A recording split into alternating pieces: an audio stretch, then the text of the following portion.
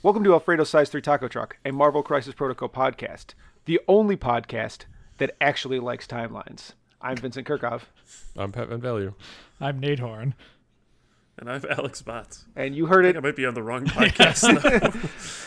No, I think Vince is on the wrong podcast. Let's just... I know, I'm on the right podcast. Okay, all right, I will level you with you listeners. I'm being a little bit facetious here. Only Nate likes timelines. The rest of us can't stand it. We think it's like the worst format ever. But Nate is like all gung-ho. He's going to be the greatest timelines player ever. He doesn't play normal Marvel anymore. When he goes to game night, he insists game night has to last 3 days, and everybody has to bring 3 lists. I assumed he only was practicing his timelines list and really judging people that were playing off timeline. Just really gatekeeping. Oh, you're playing Nick Fury like a cheater. So do we have any news and announcements before we get back into this exact topic? Nate's announcement remains pre-announced, and we have no news on it. Well, We've told lots more people of a thing that we don't have locked out. Well, okay, hold on. We made a little progress, right? So for the team event, right, we have talked to the venue. The venue is very excited to work with us, and they gave us an estimated price that is well within our budget, like a very good price, right? So 2 very exciting bits of news. The next thing, and the thing we've been waiting on is trying to get a date locked in so we can start playing from there. We don't have a date because they're attached to a strip mall that's getting bulldozed. So, not a strip mall, a mall. Oh, sorry, a mall, a traditional American shopping mall that's being demolished. Actually, literally bulldozed. So we have to wait until they said come back in January when they kind of know where their new location is going to be, what the space looks like, things like that, and then we can talk to them about a date. So they're still excited about it. They're also optimistic that their new venue will be able to do what we need, right? So from there, that's great, right? Like having a venue excited to work with you makes a lot of this much easier than it otherwise could be. So I'm still optimistic and excited. It is frustrating though that the space we were very excited about is getting knocked down with a wrecking ball. So hopefully in January we have an actual announcement to make. Huzzah. Huzzah. No other announcements. There's been no news. AMG has forgotten about Marvel Crisis Protocol and released nothing for us to talk about. Oh, wait. There's a new format called Timelines that we haven't talked about, but the rest of the internet has. And the reception to it seems mixed. If somehow you're living under a rock and you don't know what Timelines is, it's the new premier format for conventions that will be debuting at Adepticon and doesn't seem to be played many other places. I think LVO said they're going to try. They are doing one that runs opposite the 64-man Invitational. So if you don't make it into the Invitational and want to try Timelines, LVO will have that option for you. Okay, so it'll be premiering at LVO then. I guess so, yeah. Yeah, I mean, maybe someone else will run a timeline event, right? But probably it'll premiere at I guess, I saw there's a Longshanks event, like a TTS event going around for people to test out timelines. I actually got invited to it, but I turned it down. Mostly just due to, I don't know, I'm busy. Wanting to have the authentic experience at LVO for the first time. Yes, absolutely. When I don't make the Invitational that I was the very first one qualified for. Yeah. But essentially the format is you build 3 lists that are completely unique, no overlapping crisis, tactics, characters, no overlap in nothing.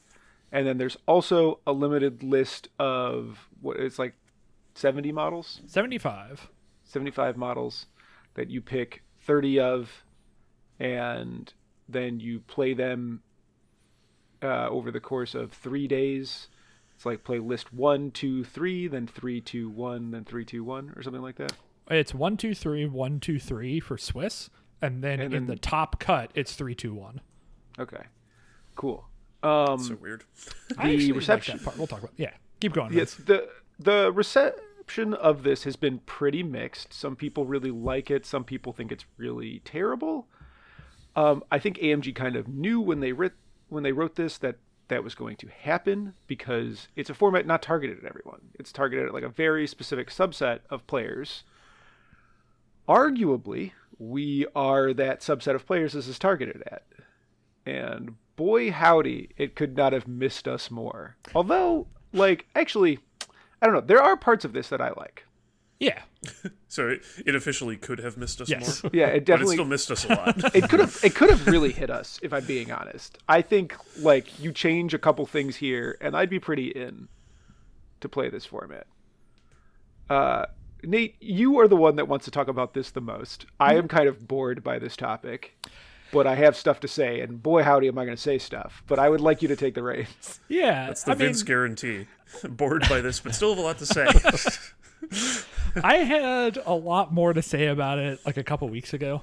And I'm kind of bored of the topic as well at this point, because I think a lot of people have said things to be said. But I have some specific complaints I want to get into, right? And so I think the easiest way to talk about this is, and I know you will like this, Vince, is that to separate the discussion into kind of the two major facets of what this means, right? So there's the 3-list pair trio format, and then there's the restricted model list, right? And I think you can... Instead of trying to tackle all of that at once, because I have different issues with both of those and things I like about some of those, let's just talk about an event where you have to bring 3 totally distinct lists, right? And kind of how that's set up and what that means. Because that's the part that I think is actually, you know, you were talking about some stuff actually hit us. I think you and I have landed on that part is theoretically interesting. Right, Yeah. A format where you're not playing one list the whole way through, and instead you're playing 3 different lists that are predetermined when you're going to play what. There's things I like and dislike about this, right? My biggest complaint about this, and it's not even really a complaint about the format, it's just a complaint about fucking Schick, where he talks about like, and you know, see this in their fucking transmissions too, where they're all like, oh, this is for the real competitive players who want to challenge. Yeah, real gamers only. Yeah. Yeah. And I'm just like, it's not... There's this assumption that it's more challenging to play a bunch of different stuff fairly well than to play one thing very well, right? Because, yes, if somebody showed up to a regular tournament where, like, bots could play Old Malekith every round, and then this guy just hopped between 3, like, he has, like, random selected a list for every round of the event, that would be impressive. But like when everyone's having to do the same thing of like not choosing the list and just playing all-rounders lists, it's not any more impressive than winning a normal 120 man event or 64 player event, right? I strongly disagree that this assumption that being able to play multiple lists makes you more impressive, better, smarter, more competitive, whatever adjective they want to attach to that. There's no weight to that to me. There's no meaning to that, and I wish they would stop fucking saying it. I'm going to push back there a little bit. Of course. I don't think it's necessarily like... I think the best way to say it is that like it's the same. It's like the same difficulty. It's a different skill set. Yeah, I'm fine with saying Right. it's the same, but that's not what they're saying. Yeah. Well, okay. So they're just... It's like that assumption that more is always better. Mm-hmm. So I think that like... playing 3 lists at the top level competitiveness is more difficult than playing 1. Like, who this punishes are people like me and you who are highly specialized in one faction. But you're not playing... If everyone has to play 3 lists, right, then you're not playing against the same quality of opponent. Because, like, okay, if you and I agree that we're very good list specialists, right, at one list. I'm very good at X-Men, you're very good at S.H.I.E.L.D., and we're okay at whatever other stuff, right? If we go to an event like this, and you and I get paired up, and I happen to be on my X-Men round, and you happen to be on your Spider-Foes round, right? Me winning that game is way easier. And it's just like, so it's not... You're not playing 3 lists against the same level of competition. You're playing 3 lists against players who are also splitting their practice time against 3 lists. And so no one is going to be as good at those 3 lists as you and I are at our 1 list. I think there's an argument that like if my focus was to get very good at 3 things, that I could be like at a level where where the matchup matters more than my skill at the difference between my skill level across my 3 lists.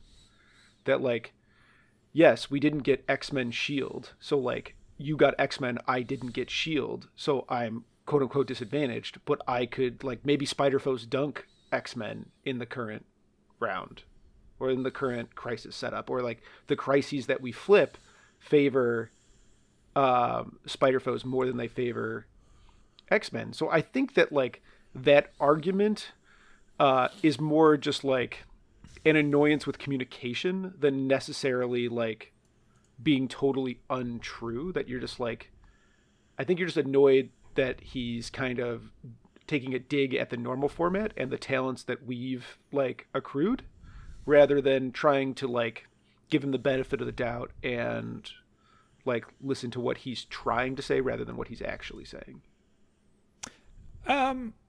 So I agree with you. My problem is with communication, and that's how I started the segment. Was being I know. annoyed Like at the thing I Schick says. I don't buy the benefit of the doubt argument just because I've heard him talk about this kind of thing enough times that I don't think Schick understands what it means to be a truly competitive player. Right? I don't think he understands the things that get the gears turning for people like the 4 of us. Right. And just having heard him talk, I don't think he needs to. Right. Like, I don't think that's an essential skill set for his job either. Right. Like, it's fine that he doesn't get that. Right. And it doesn't bother me until he starts talking like he does. We probably shouldn't spend a ton of time on this because I'm just bragging about a person I've never met. You know what I mean? And maybe he is just bad at talking on camera, and deep down he does get all of this. And it's not important. Like, none of this is important. Right. So I don't want to like rat hole this too much, but I just don't believe that he understands what actually excites competitive players. Oh, I mean, and I don't think AMG does, right? And like I see this is just me complaining to complain now, but like when people bring this up, they're like, oh, you know, everybody wanted AMG to support competitive events for years, and now they're finally doing it, and you're mad about it. And I'm like, I never wanted them to get involved, right? There's an earlier podcast where I made bots real mad because I compared them to Nintendo and Smash. I want them just to stay the fuck out of it. Though. That was real mean. That was real not nice. Sure, it's like one of the meanest things I've ever heard you say about anyone. I just wanted to, I'm on the record, like, probably a year ago, 2 years ago, a long time ago, saying I don't want them to get involved. And I think this format just is more evidence to my point there that I wish they would just stay out of the competitive side of things and just let us do what we're doing. I don't share that same belief. Like, I think the community will always do it better than AMG because we're not bound by the same restrictions that they are, and we don't have the same development timeline. Like, if I have a great idea for an alt format, we can be playing it next week. And just, AMG is never going to be able to adapt to the needs of the community like that. Well, they're not going to try. This fucking document still has the stupid round timers where the TO has to lie to the players. Well, I think okay. That's my favorite rule in Marvel. Okay. I just think that like there is something to be said about wanting your event or your competitive focused like tournament series to be involved with the actual maker of the product, because it's like the same reason why like, oh god, this is a long walk. Anyway, like why like the Taylor version of like the Taylor Swift albums are a big deal, because like, and why people want to work with the new versions of those songs rather than the old ones, because there's something to be said about working with the people that make the thing, right? Like, there's a reason that Adepticon jumps through all the hoops to work with AMG at their convention rather than running it like Frontline Gaming does with LVO, because they think that having AMG there adds something to their event. And I think they're right about that. And I think I would like them to be involved. Like, I wish they had knocked it out of the park here, and they haven't, but I would like to see them take a second crack at this. And I would love for like them to take the feedback from timelines and make something truly great out of timelines, or shift what timelines is. They can be involved with events and conventions without coming up with fucking whack rules that you have to play by. Like the Challenger document is so close to being like actually perfect, right? Like I have like 2 quibbles with that thing, and then the rest of it is totally fine, right? Like AMG showing up to conventions, sending prize support, doing all that stuff. It doesn't require them to come up with new goofy rule sets. Mm-hmm. So like I'm fine if they want to support the scene in other ways. I don't need them with a heavy hand trying to change how the game is played by competitive players. Yeah, I mean, I agree with you. I just don't feel like I have. I'm trying to think about the only thing I can think about is analogies to stupid chess formats, which I don't think is particularly useful for this conversation. But I'm just sitting here trying to come up with even stupider ways to have like a more is better Marvel format. Like instead of bringing 3 lists where, you know, it might be bad if Nate's on his X-Men and Vince is on his Spider-Foes, what if every round you played 3 matches against the same person in parallel? I'm you hyped played for a this multiple, format. like- Let's go. It's a best of 3 between your 3 lists and the other guy's 3 lists. yeah, do you have to play them simultaneously, or do you I think play 3 I games think you in like sequence? do a turn on each table. Okay, and then move down the line. So it's like musical chairs, Yeah, but but only one 2 guy. people playing. Yeah. Yeah. Do you think That's that funny. would play faster or slower than playing 3 sequential games? Slower. Oh, Probably Absolutely slower. slower. Yeah, but think it it would be seems way slower? funnier. What would speed it up? What about that format would make the game Deployment faster? would probably be faster. Why? Because like getting the models in and out of your bag, I think, and is like the hardest part. I don't But know. you're still getting 30 models out of your bag either way. Yeah. well, right, but you only have to open your bag once. Yeah, That's exactly. That's where all the I mean, other that- is. Yeah. Okay. Anyway, the 3 list thing, I think is like really interesting, and I would actually probably play this format if it had the like wide breadth of the whole range. Yeah, I think it's very interesting. Like I know I just spent a bunch of time complaining about. Like my complaint isn't about the 3 list thing as an idea. It's I don't like the way they're selling it as like the more competitive, more challenging thing. But if you just toss all that in the garbage, I would absolutely play a timelines event that didn't have the timeline was just every model, right? But it's the same 3 lists, right? Where you bring 3 lists. I have some quibbles about the no unique crisis thing, but I think it's fine. I think that's too limiting in your team construction to not be able to duplicate crisis cards because there's just not that many fucking crisis cards in the game. All right. I have a little quibble with like not being able to repeat restricted cards, like not having brace in every list is weird, right? That's just not normal Marvel. And I think it drifts a little bit too far from normal Marvel, but it's fine, right? Like that's not the type of thing that would turn me off of a format. That's just a little quibble that I would have with it. It's the same argument as like the team events. Like what Yeah. aspects of the team events do you restrict? And like I think the reason you don't restrict crisis in teams is because it prevents the pairings, right? Like there's certain lists that you just kind of can't pair together. Like you can't play 2 fight in the center teams on the same team because of crisis limitations. I think in this format you could argue that it's a benefit because it requires you to know how to play 3 different styles or know how to play all that's of fair. the crises. So I have a question. Okay, so what is? Can you guys give me a couple examples of like what you think are some of the most skewed matchups in the game that are not just like total dumpster factions? So nothing that's like I don't know, Dark Dimension or Sentinels or something, but like 2 playable, reasonable to very good factions that when they match up, one is like radically favored over the other. I mean, the worst one in the game just left. Like I think the X-Men Shield pre-errata one. Okay, well, let's just use that as an example. But are there any others that you can think of, or at least one other? I think Brotherhood. So, like again, a lot of the ones that have these issues, they like get solved by having 2 leaders and 2 kind of optional game plans. Like Magneto sucks in the Shield. Okay, Like, sure, yeah. Magneto has major problems in a Shield, and like aspects of Brotherhood have major problems in a Shield. Like Juggernaut really struggles in a Shield. But playing like a Mystique scenario game solves a lot of the bad matchup problems that they have into Shield. Okay. I think the game Well, doesn't let's have a just ton of that like absolutely one thing dumpsters another thing the way that like War Machine did or Guild Ball did. yeah. Okay. Well, let's take that option as an example, I guess, because it's potentially very skewed. Do you think okay, two separate games. One is Brotherhood versus Shield, and both players are like new to their faction. And one is Brotherhood versus Shield, and both players are like experts. Like the Shield players, you, Vince, and the Brotherhood player is someone who's played Brotherhood as much as you've played Shield, or close to it, right? Which do you think is more likely to be skewed, the expert game or like the first time playing these lists game?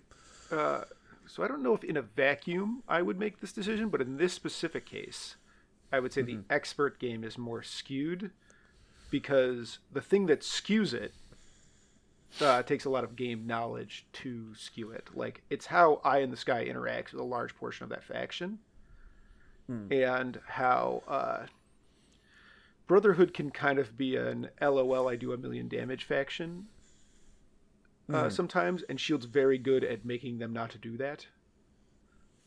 Okay, right. I think like how skewed that matchup is has everything to do with how good the Shield player is, and very little to do with how good the Brotherhood player is.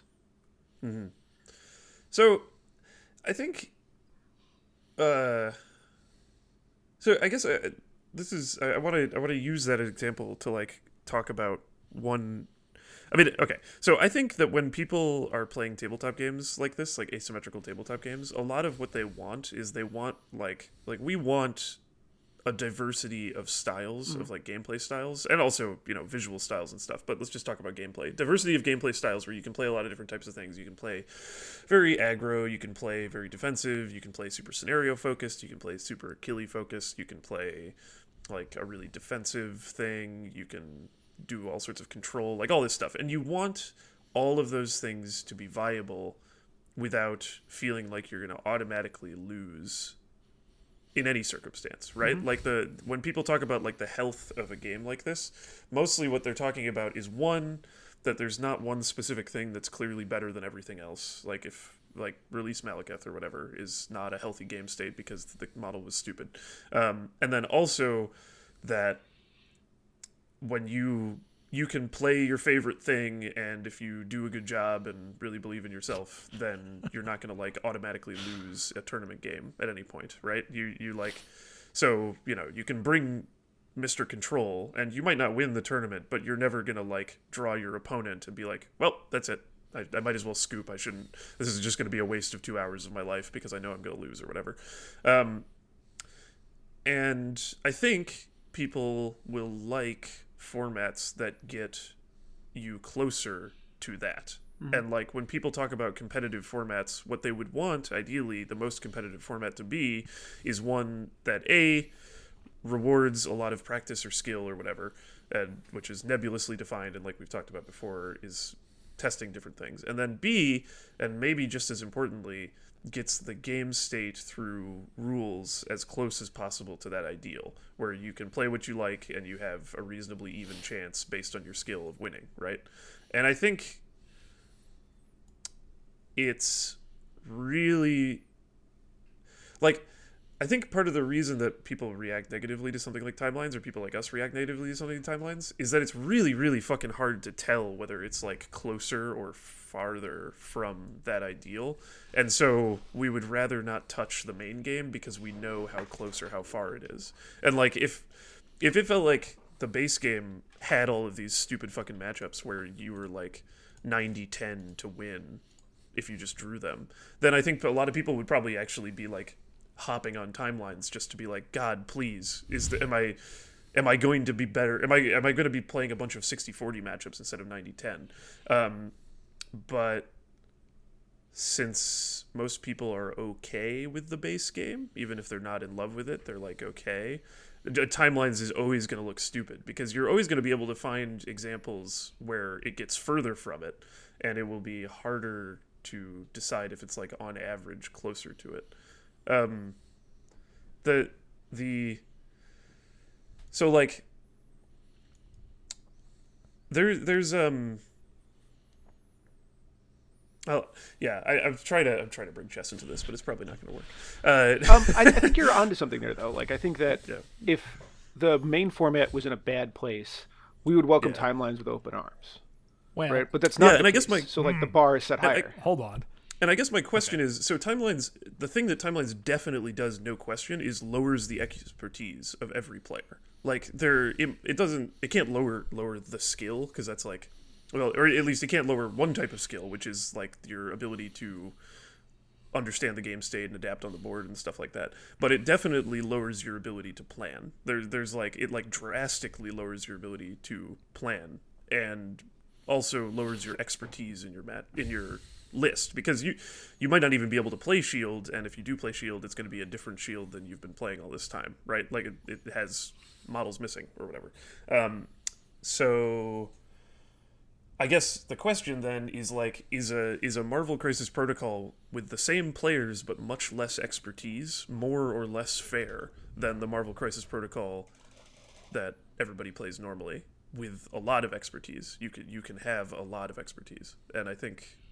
Well, I think you're kind of hitting on a thing where it's like one aspect where, like, man, timelines feels like it's two people's ideas smashed together. Because Yeah, there's a lot going on, isn't there? Right. There's like a lot of like yeah. the having to play three things means that it should require more expertise to play, right? But Well, then I guess no, more. but then or, the well, limited pool means that it requires less like understanding of the game to like Yeah, know I the guess- entire breadth of the game.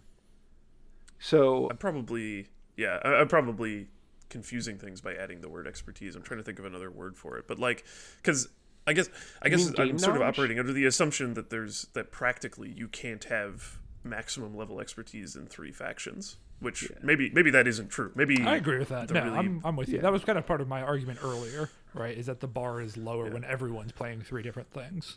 yeah. Yeah, like I don't think I would guess that there is not anybody who knows 3 factions as well as like Vince knows Shield or Nate knows X-Men. Maybe you could get to 2, and then if you're really lucky, 2 of those are in timelines in like reasonably replicable states. But that's like, I don't know. That still seems pretty hard. I mean, because you guys play this game a fuck ton and focus on one faction. So I don't know. I think when we ultimately, all right, I'm going to try to bridge this over to the other side of this, which is the limited model pool. Sure. And like, what you like about the limited model pool, it's going to change with the pool, right?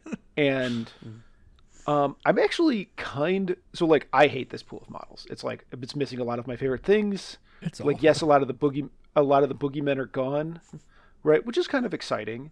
No. Okay. But like, my faction is fundamentally missing the things that define it. Right. And I understand that those things are feel bads because it's missing a bunch of its traps. But like, I would actually be interested in playing a one-off like 3-round tournament with this list of models just to see how it goes. Like, I was wrong about how affiliation battle worked. I think that format is a thing that I would be like, on paper this looks like it kind of sucks, but I'll give it a day of my life. I'll have a good time, and like the brew could be fun.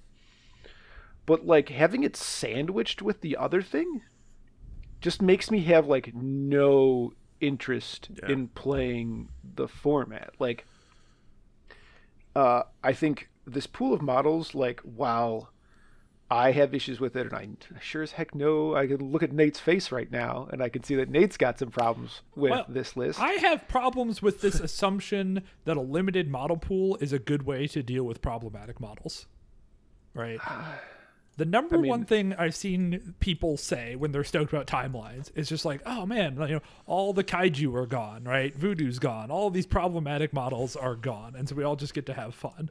And that's so short-sighted in a couple different ways, right? And I know this is where our podcast differs from a lot of the other podcasts, in that we, and especially I know you and I, Vince, are totally happy with the meta right now, right? Like, we think the game is in an excellent spot, which is not the common opinion that I have seen elsewhere. There's a lot of people who don't believe that, right? And And that's, people complaining about CGR don't like where the meta is? yeah. Wild. And I have issues. Like, I don't think the meta is perfect, but I think it's an excellent spot. So, like, there's that difference already where we're starting from a different set of priors than everyone else in that we like the current meta.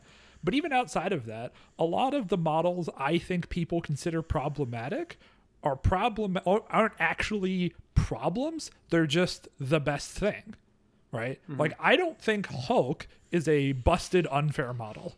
I think he's very good. And Vincent, okay, Vin, pick a different model. Whatever. You know, like, there's other models. I know what you out mean, there. dude. I didn't say anything. And by removing him, you're moving the bar. But if you look at the list of 75 models, there's still a gap between the worst models and the best models there, right? And so, you know, there's nothing about Hulk that I think is unfair. There's nothing about, like, I don't know, Storm or Nick Fury Jr. that also got removed that I think are unfair, right? Or a problem. They're just the strongest options.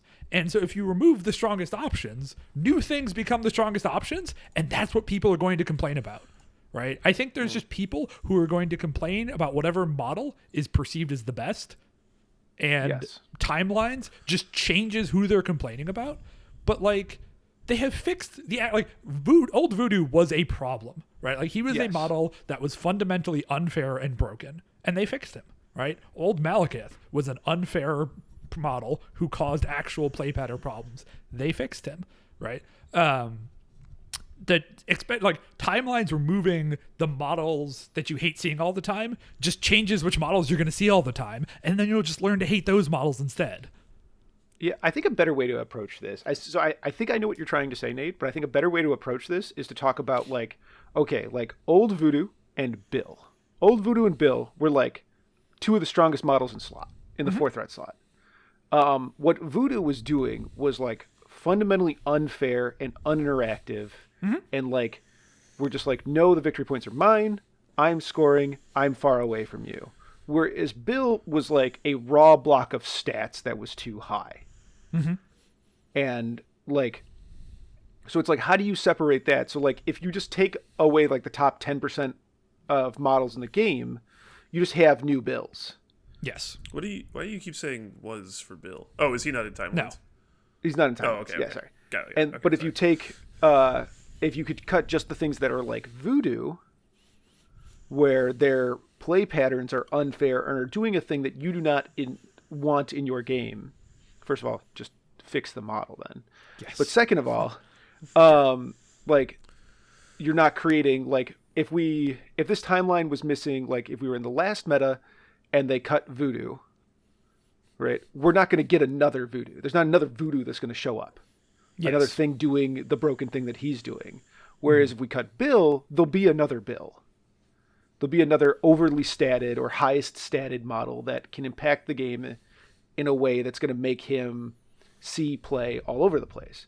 And, like, the difficulty of weighing those things, because there are models that are overstatted that, like, end up in that unfair play pattern, because that's what Malekith is. Malekith's play pattern isn't really that different. He's just worse at his job. Right. Whereas Voodoo's play pattern is now different because of, like, his changes. Or maybe Black Cat's, like, a better example of this, where, like, her play, by making it an action, her play pattern fundamentally changed from what was broken before. Yeah.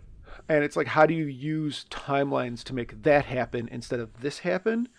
And I think you're right that, like, errating the game is, like, a better course of action. But if you're a games company, you don't ever want to errata your game, right? That requires you to print more things, that is cost. So I think there is, I think timelines can be a way to craft an interesting meta, but I think, like, the ability to do that is a thing that very few people have, that I don't believe the designers or anybody on this podcast could do on any kind of consistent basis. I think we could accidentally stumble backwards into a great set. Damn, I'm sad that you said including people in this podcast, because I was going to ask you guys to create a ban list just hypothetically, and then for the next 2 years everybody's going to be like, we should use the Taco Truck ban list, even though none of us want that to actually happen. But I like, totally agree. I think that's a very important part, is that, like, I 100% agree with you when you're talking about, like, the ability to craft an interesting meta out of the options that exist is very, very, very, very difficult. right? And I definitely don't believe that this document created an interesting meta. And I agree with you that I don't even think the four of us with our powers combined would do a great job consistently making interesting metas, right? Like, I think that's... I have total faith in Pat.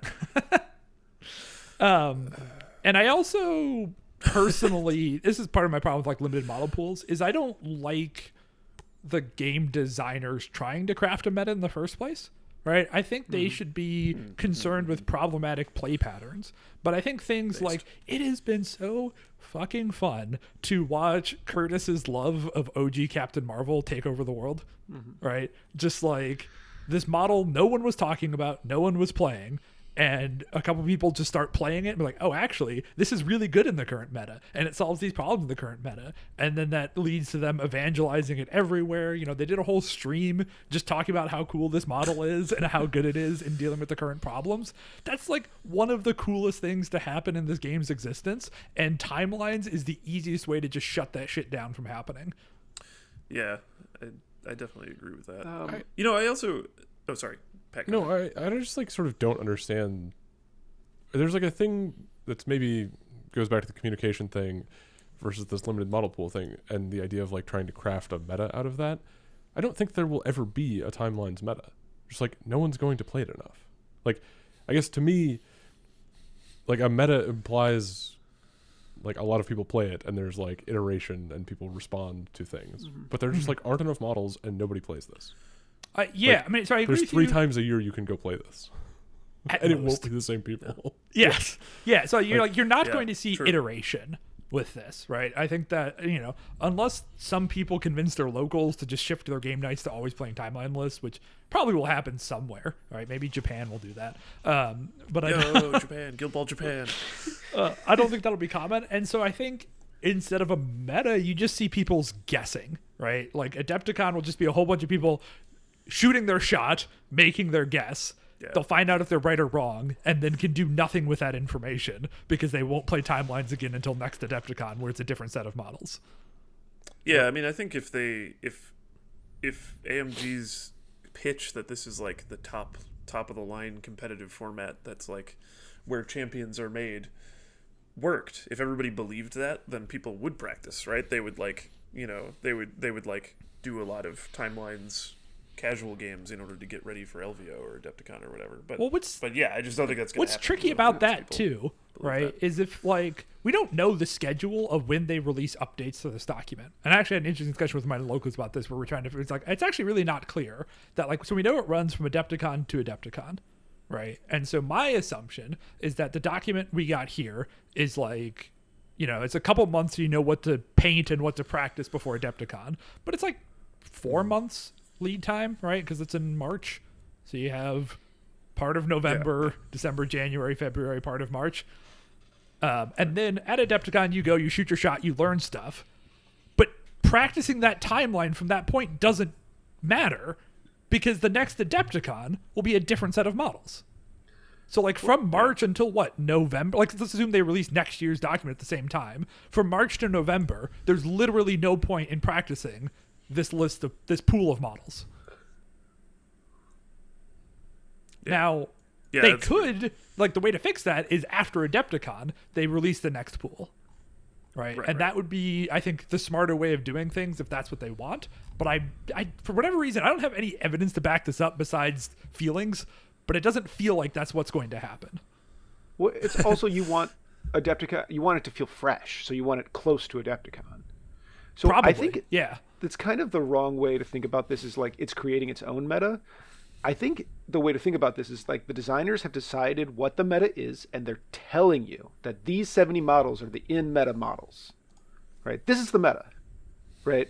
Shoot your shot, right? Like just like if a new player was here, they were like an expert War Machine player, and they're like, hey, I want to get competitive as fast as possible. What are the meta pieces? Send me a list.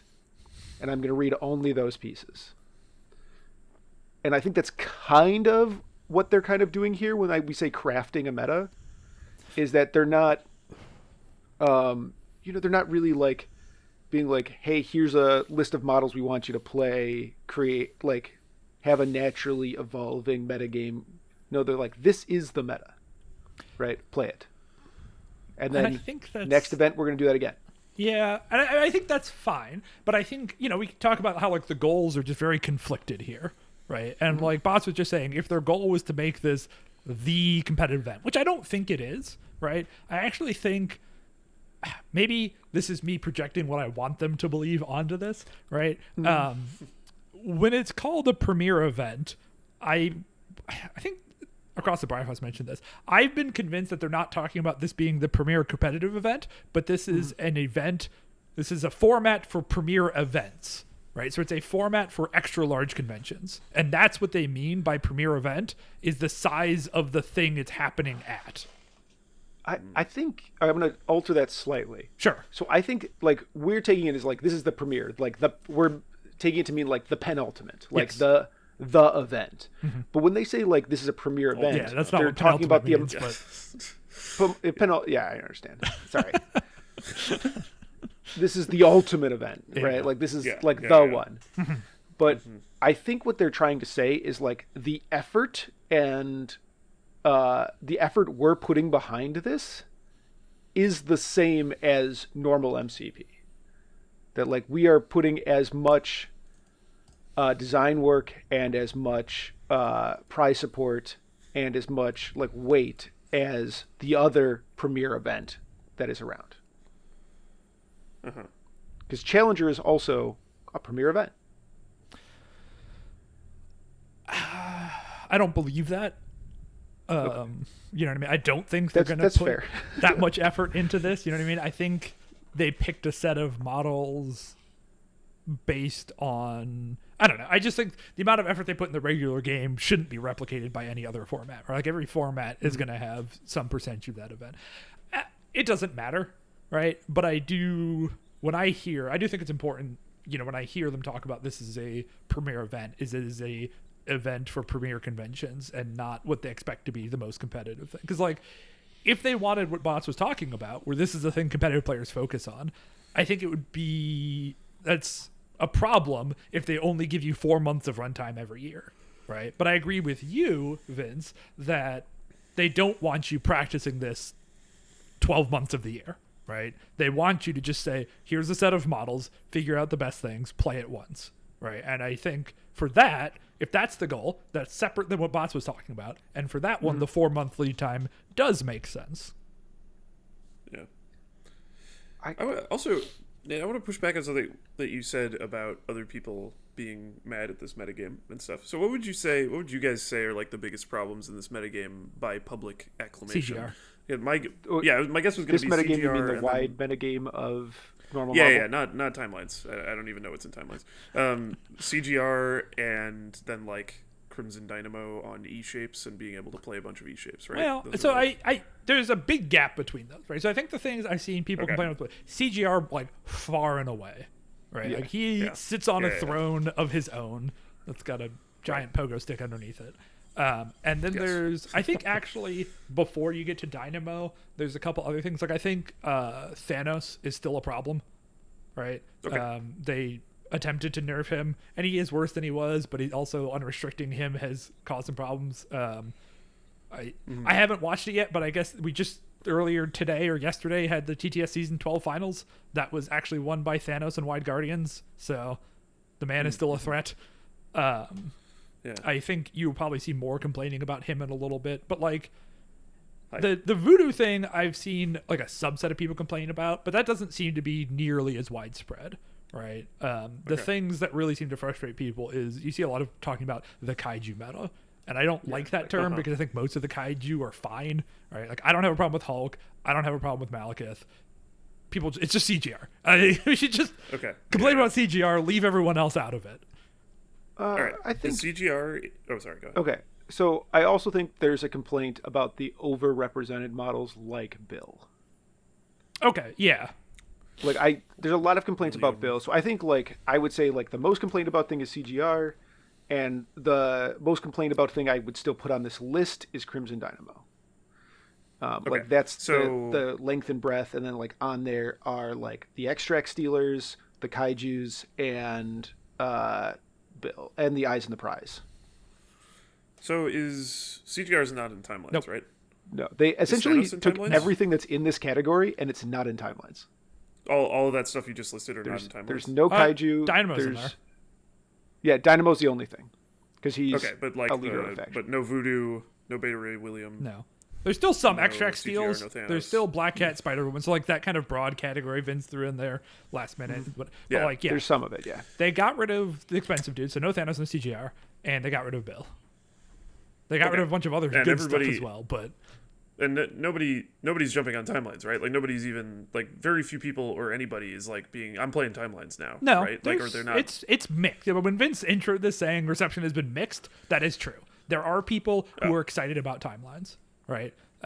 You know, LVO is giving it a shot, and like they have the space to be able to kind of do a timeline. I guess I wasn't talking about tournament organizers because I think that's sort of different. Sure. I think tournament organizers have some reason to try out formats even if they think they're bad. That's fair. But, I don't know. I think okay. I'm pretty sure I saw DeLuca was excited for this. I don't want to go like too far down, like picking out people that we're then gonna poke and prod. Who at has or whatever. who do you terrible hate? taste? okay, well, never mind. Maybe people are. There actually are mad some about it, 'cause I was people gonna excited about it. Yes, definitely. All right, never mind. I was wrong because I was gonna say that if nobody's jumping on timelines, then clearly people are actually okay with this meta, even if they are complaining about it. But if people are actually jumping on timelines, then maybe they are really unhappy with the current meta outside of timelines. Well, so the interesting thing too, right, is that I've seen a whole lot of people say that kind of a thing Vince said early in this podcast, where they would be down to try a regular tournament using the timelines model pool, but skipping the 3-list 30 model experience. Yeah, so that's what I was going to ask too. Is anybody doing that? Like, is anybody playing timelines? Air quotes, meaning they are playing the list of models, but just playing casual games with it, or like just a normal ass. I've seen a lot of people have like the exact opinion Vince has, with like, yeah, I would try that for Yeah, I would play one of our monthly events. Maybe our shop tries it out and we just see what happens. Right? There's definitely a lot of like limited pool curious players out there. Yeah. Okay. Fair enough. All right. I don't know. Like I think everybody does hate the meta. I think if I can wrap this segment up, because I think we're kind of circling back on ourselves a little bit. We're not in on timelines. It's like not our jam, right? And then number 2 is that it feels like they smashed 2 formats together that don't belong together and kind of made all of this worse. That if they made this 2 separate formats, even with the Premier communication, we'd be more down to try it out.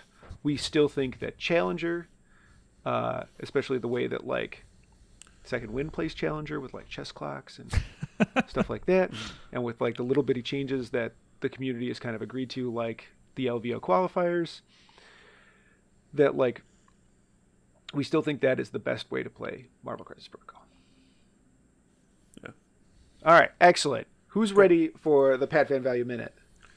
I'm gonna go grab a beer, but you should start it up. Yeah, absolutely. Sounds good. And Alex is back. That sound means. Didn't we have something else that we're going to do before the minute? We did, but I'm doing this. Okay. All right. Great. All right.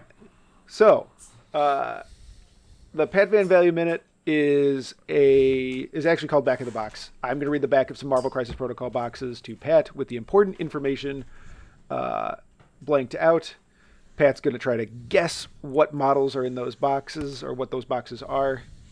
And he's going to get 4 points for getting it on the first paragraph, 3 points for getting it on the second. No, I've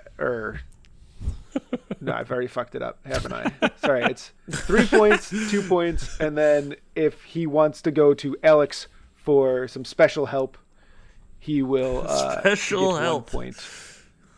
I love special. Clear, Crushing it. excellent. How many points, Alexander Bartholomew box, does he need to win? There are 3 and the maximum of 3 points each, so we're gonna go ahead and say he needs 8 points. It's gonna be tough here. Wow. Okay. Wow. He's had it too easy for too long. All right. Excellent. All right. Trying to get me to not ask you for hints because then I can't possibly win. No. It's I mean, if he asks for one hint, he's lost. Yeah. okay. The difference in probability probability when it's three questions of 3 points each. The difference in probability between 7 and 8 is gigantic. I don't know how to straddle that bell curve. Yeah. Other than asking you for 7.5 points. All right. Well, we'll just like. What if just like the listeners wrote in and decided if you won or not? We'll.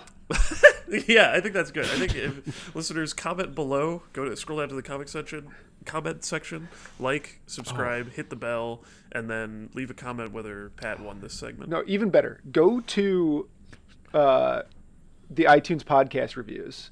Give us 5 stars, right? Yeah. Because I only read the 5-star ones. I'm not here for criticism.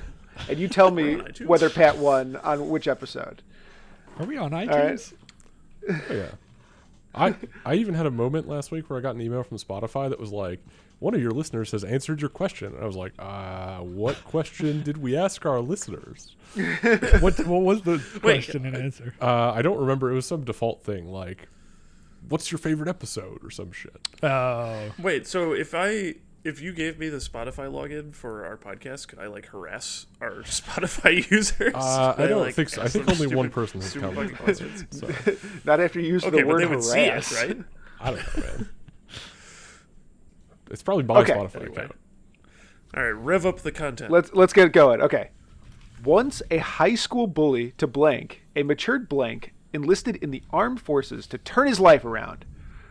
Returning from war without his legs, blank agreed to undergo a dangerous procedure that would see him bonded to the blank. Designated blank, blank carries out the most dangerous missions while struggling to contain the blank's more violent impulses.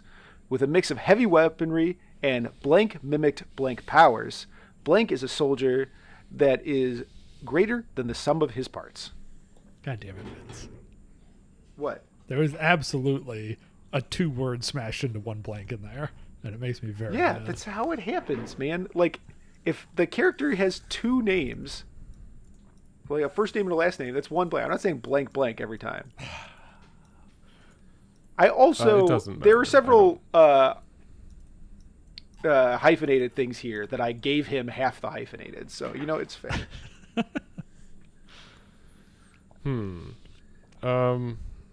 This all sounds familiar, but in the sense that, everyone is a bullied superhero until they're not. I don't know. Let's do the second paragraph.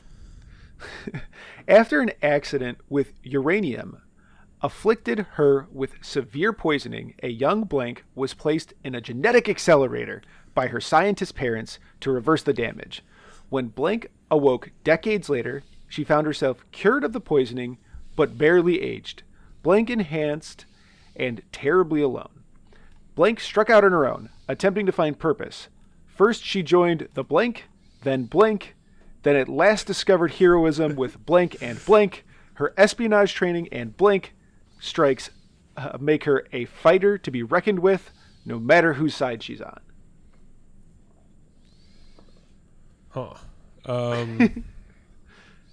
I really don't enjoy this game. Too bad. Make content, monkey. I had an idea for an additional thing to this segment, which is that if Pat's off by 1 point on winning, I'm going to give him a multiple choice Kingdom Death Monster trivia question. Yes. Right. The correct answer is I have- always big titty witches. Damn! All right, I have to rewrite the question. Sorry. I have no idea who this is. Either one. How could I? Although I There did were see Nate lots nod of clues. like a sentence into the first one. Yeah. I'm happy. There's lots of people that are like half robot, and there's lots of vaguely mercenary women with superpowers. If I had to, I know what I would say if I had to guess now, but I want to know what the clue is. Why don't you say it out loud, and I won't Okay. tell you one way or the other, but like make content for the listeners. I don't think it's Crimson Dynamo and Dark Star, but I don't have a better guess. Do you want to throw it to Alex since we don't know how many Yeah, points sure. you need? I don't know. Well, I do. I just have accepted I'm losing. Okay.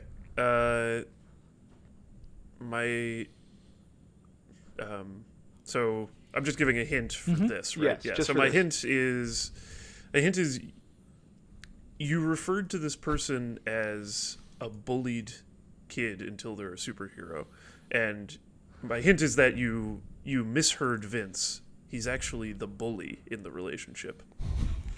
I hate this.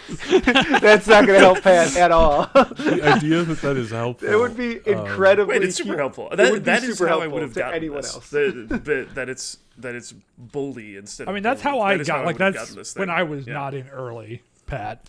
That was after that line, which I understand doesn't help you, but like I see what Bots is getting Okay. at. I see. Once a high school bully to blank, a matured blank enlisted in the armed forces. I don't know anything about this. I don't think it's Crimson Dynamo anymore. Who doesn't have? There's no MODOK. MODOK has legs. I don't. The legs thing is not going to help you. The legs thing is not going to help me. It could help other people, but it won't help you. Yes. Is it? I was gonna blank it, and then I realized that it would just throw Pat wildly. Yeah. I I can't even think of a box that this vaguely resembles. I know I'm going to be angry. Or well, yeah, I'm mildly annoyed. Can I give Pat a hint? Sure. For 0.5 points. One of these models is in 3 affiliations. The other one is in 6 affiliations. Damn, that's crazy. I didn't realize it was 6. I knew it was high, but wait, can I name the 6? The description. Do I play this game? Write it down. If I can DM me or something. Yeah. That's Yeah, why yeah. the description for it is like was working with blank, then joined blank. Yeah. Okay, so it's that. That also 6? sounds 6? like I would know affiliation lists. Oh, sorry, 5. I can't count. Oh, There's well, a now I line got break that it. threw me off. There's 5. So 1's in 3 and 1's in Yes. 5, right? 1's in 3, 1's in 5. Is the 5th one this? Is that correct? No. I just tell the listeners the answer. I don't fucking know. You want to take a guess at all? Not really. Not really. Oh, yeah, I screwed that up. Okay, it's Shield. All right. Why don't you tell It's us? Shield? Yeah. Okay. One of the 5 It's is Shield. One of the 5 is Shield. Okay. Is the second character a Black Widow? No. No. No. Okay. I thought you were going to guess that. The second though. character I was is also this in almost S.H.I.E.L.D.. sounds like a Black Widow. The second character is also in Shield. They're both Yes. in Shield. They're One both of the in rare Shield. shield boxes. Yes. Where the fuck? I was just holding something. Is No, the it's not. first one's? No, we already did this. This is a double Yeah. Shield box.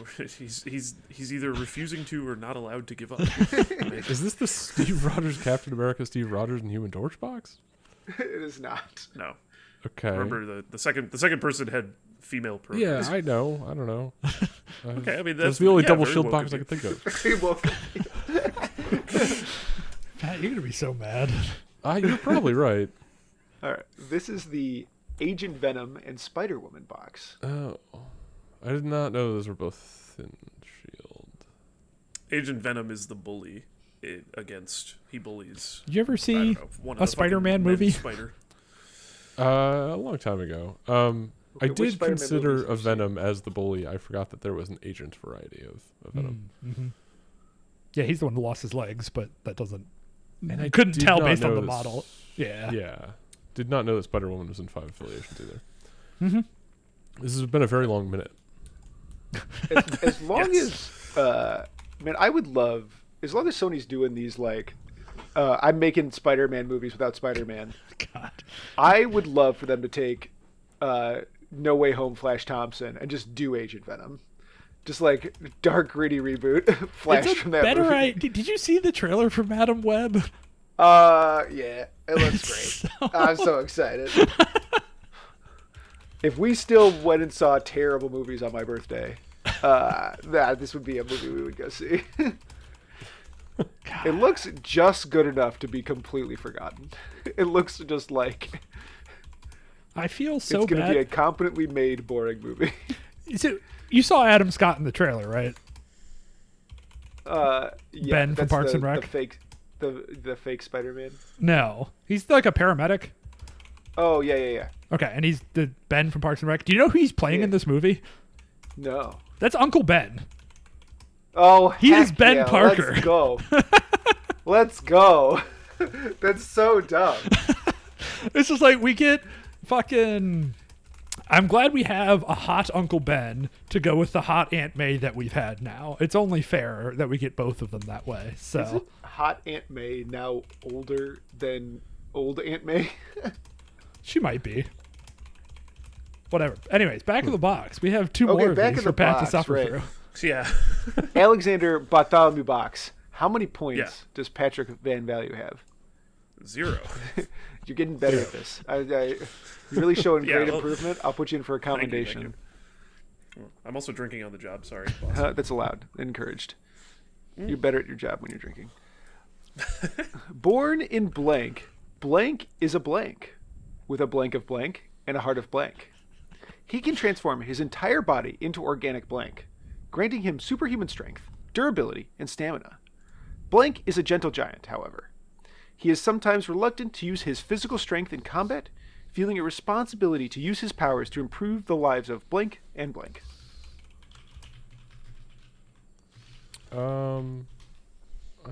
Nate's got it, right? You got it? I think this is an X-Men. I like think- that you blanked heart of blank. You didn't like? I thought you would love that. I do love that. No, I thought I liked it. I'm gonna go with Colossus.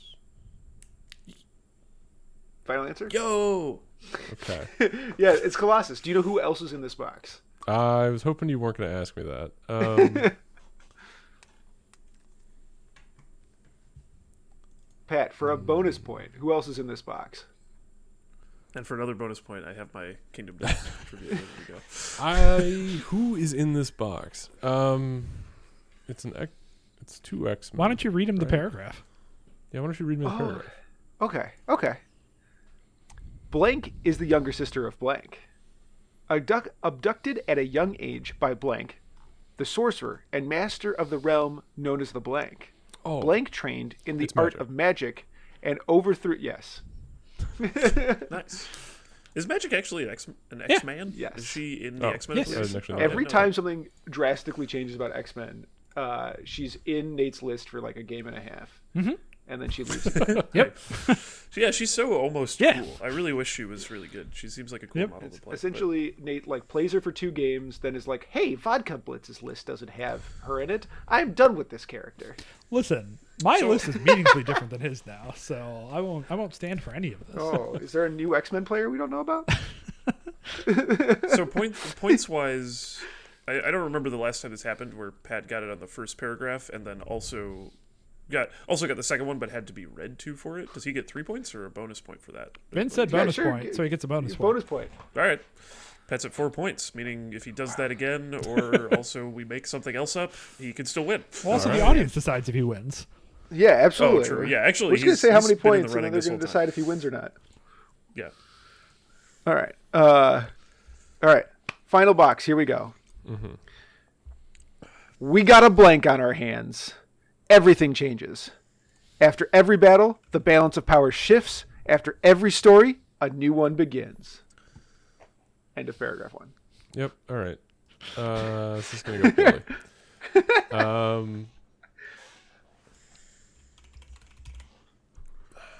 Can you read that again? We've got a blank on our hands. Everything changes. After every battle, the balance of power shifts. After every story, a new one begins.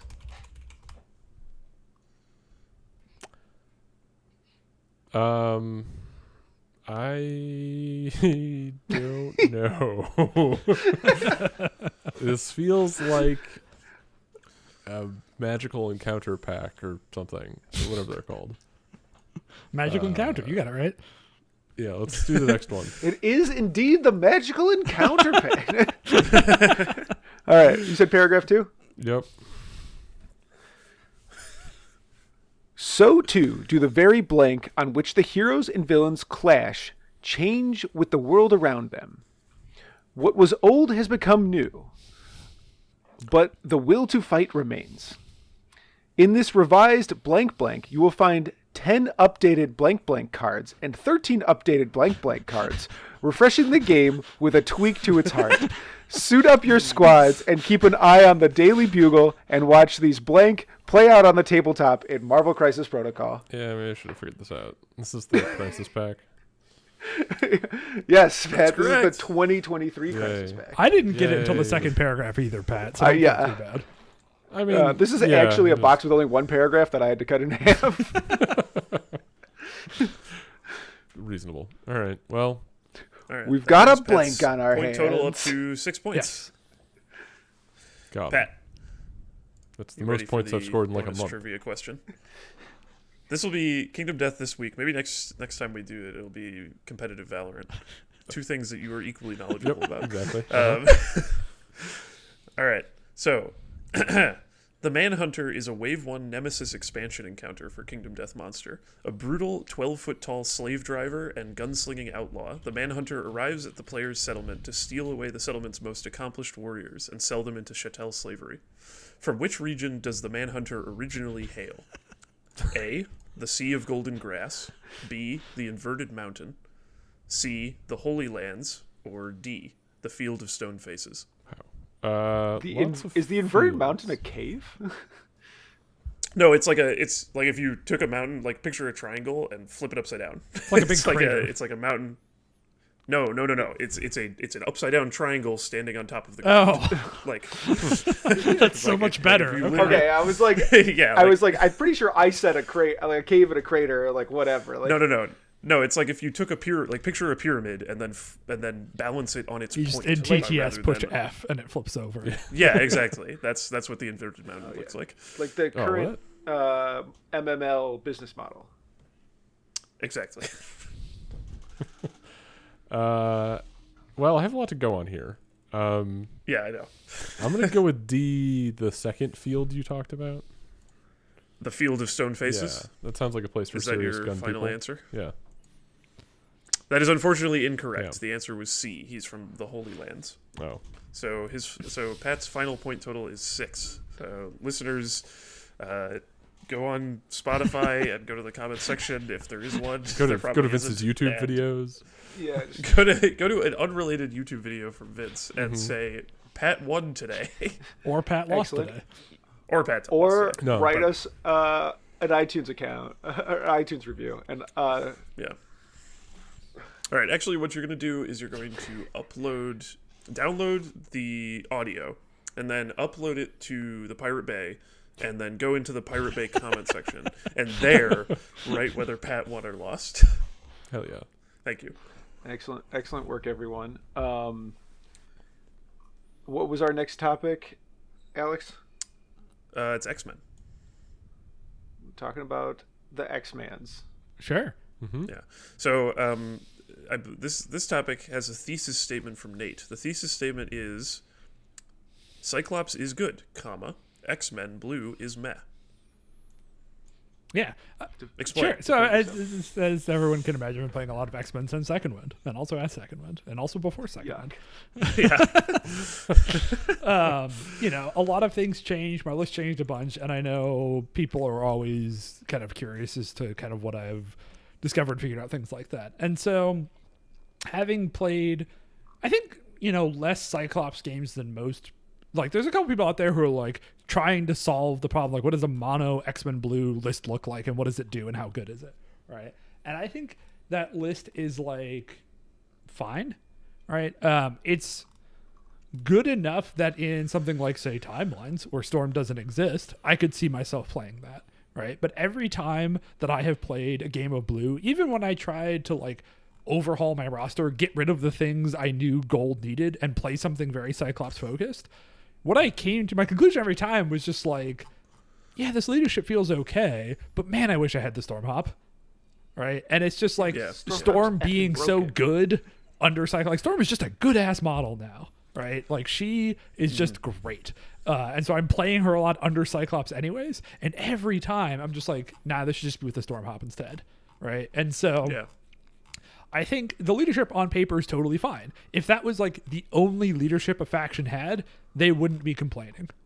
Right? Like if that was the new, I don't know, Winter Guard leadership or some new faction that was the Sentinels leadership, they'd be stoked. They would have no complaints, right? But since it's competing with still one of the best leaderships in the game in gold, and like the opportunity cost is functionally non-existent because Storm is one of the best X-Men under Cyclops anyways, it's so hard to make myself pick that leadership over just playing gold.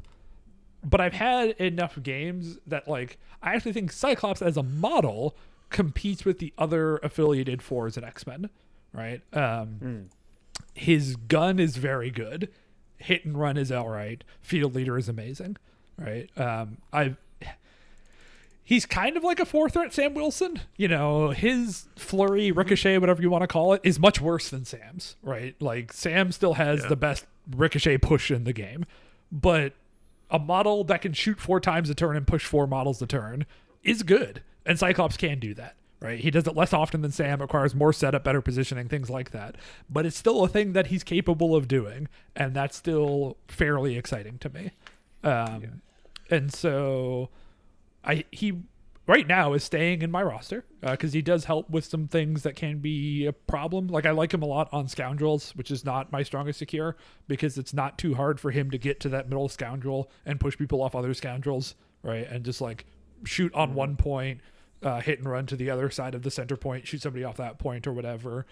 He's like just durable enough that he can, especially when he's not your leader, so he's not like the priority target. He's just durable enough that I don't feel terrible getting him up the board early, especially into teams like Hellfire or Webs, who are like traditionally the best at Scoundrels. They don't really have the damage output to make me terrified of him dying because he's, 12 health, 4 physical, will have cover some of the time, has his quick draw some of the time. It's fine, right? I also think, in the comparison to Sam specifically for stuff like that's like Scoundrels, I do think the fact that his push is size 3 instead of size 2 is actually a big huge deal. Maybe this difference. is just okay. I'm glad you agree because I play less, have way less reps than you guys, but I feel like recently, like in the last 6 months, the difference between size 2 and size 3 pushes has felt a lot more important. There's like a ton of really common meta models that are size 3 right now. So yeah, like of the 2 meaningful changes Cyclops got, which is the bonus attack and the size 3 push, the size 3 push is way more important. It's just like you go from being able to push like 60% of models or something. I used to know the percentages, like what percentage are size 2 versus size 3. But like if you can push size 3, you're hitting like 90% of the models in the game. There's very few that are size 4 and size 5. I think it's actually like, I think size 3 is not as big of a percentage of the actual total model pool as you think it is, but it is a huge portion of like what is played. Sure. Like there's almost sort of been my always a experience size is 3 like, on the table. Yeah. And then like New Ultron is a really spooky model. Yeah, he is. Currently, and he is there are not many things in the game that can move him. It's essentially size 3 throws, size 3 pushes. Yep. Like and it also because he's got helmet. And even just talking about the like quote unquote meta boogeyman or whatever, like that adds Thanos, Cosmic Ghost Rider, and Beta Ray Bill to the list of things you can push. And I mean, all of those guys have their own. No, I know they all have their own movement things and stuff, but still, it's the difference between can be pushed and cannot be pushed, right? Well, I mean, it's like Beta Ray it's still Bill's a big size deal. 2. Yeah. He is? Yeah. Why do I think he's size 3? Oh yeah, never mind. Okay, sorry. But so Bill is actually a good example too when I'm comparing him directly to Sam, because Sam can never push Bill because he has to do damage to push, and then Bill has aggressive. Cyclops pushes on a wild, so there's a surprising number of situations where my 5-die attack doesn't break his 4 defense. I still get the wild. I still get to push him. So that's another place where like, no, Cyclops is not better than Sam, but he has some selling points above. Oh, sorry, I was thinking of Dynamo. Sam. But Oh, anyway, sure. still, Yeah. Dynamo is size 3. Yeah, there we go. Also, Beta Ray Bill on 1 health. If Cyclops rolls that wild, that guy's not on the point. Sure. Yeah. Either he's dazed or he's pushed off the point. Yeah. So yeah, Cyclops is just like especially into those other scenario teams, is a bully who really gets up there and could just like start aggressively pushing people off points. Has felt quite good. Yeah. And I like him a lot as a model, and I think he has moved up my like internal rankings of the affiliated 4 threats. But I can't. I have yet to find a situation to justify playing the blue leadership over gold. So I'm sad to say, I'm a gold man. Yeah. I mean, I think I say this a lot and then don't always follow this rule, but I think it's true. In these games, these types of tabletop games, movement is always the most important thing.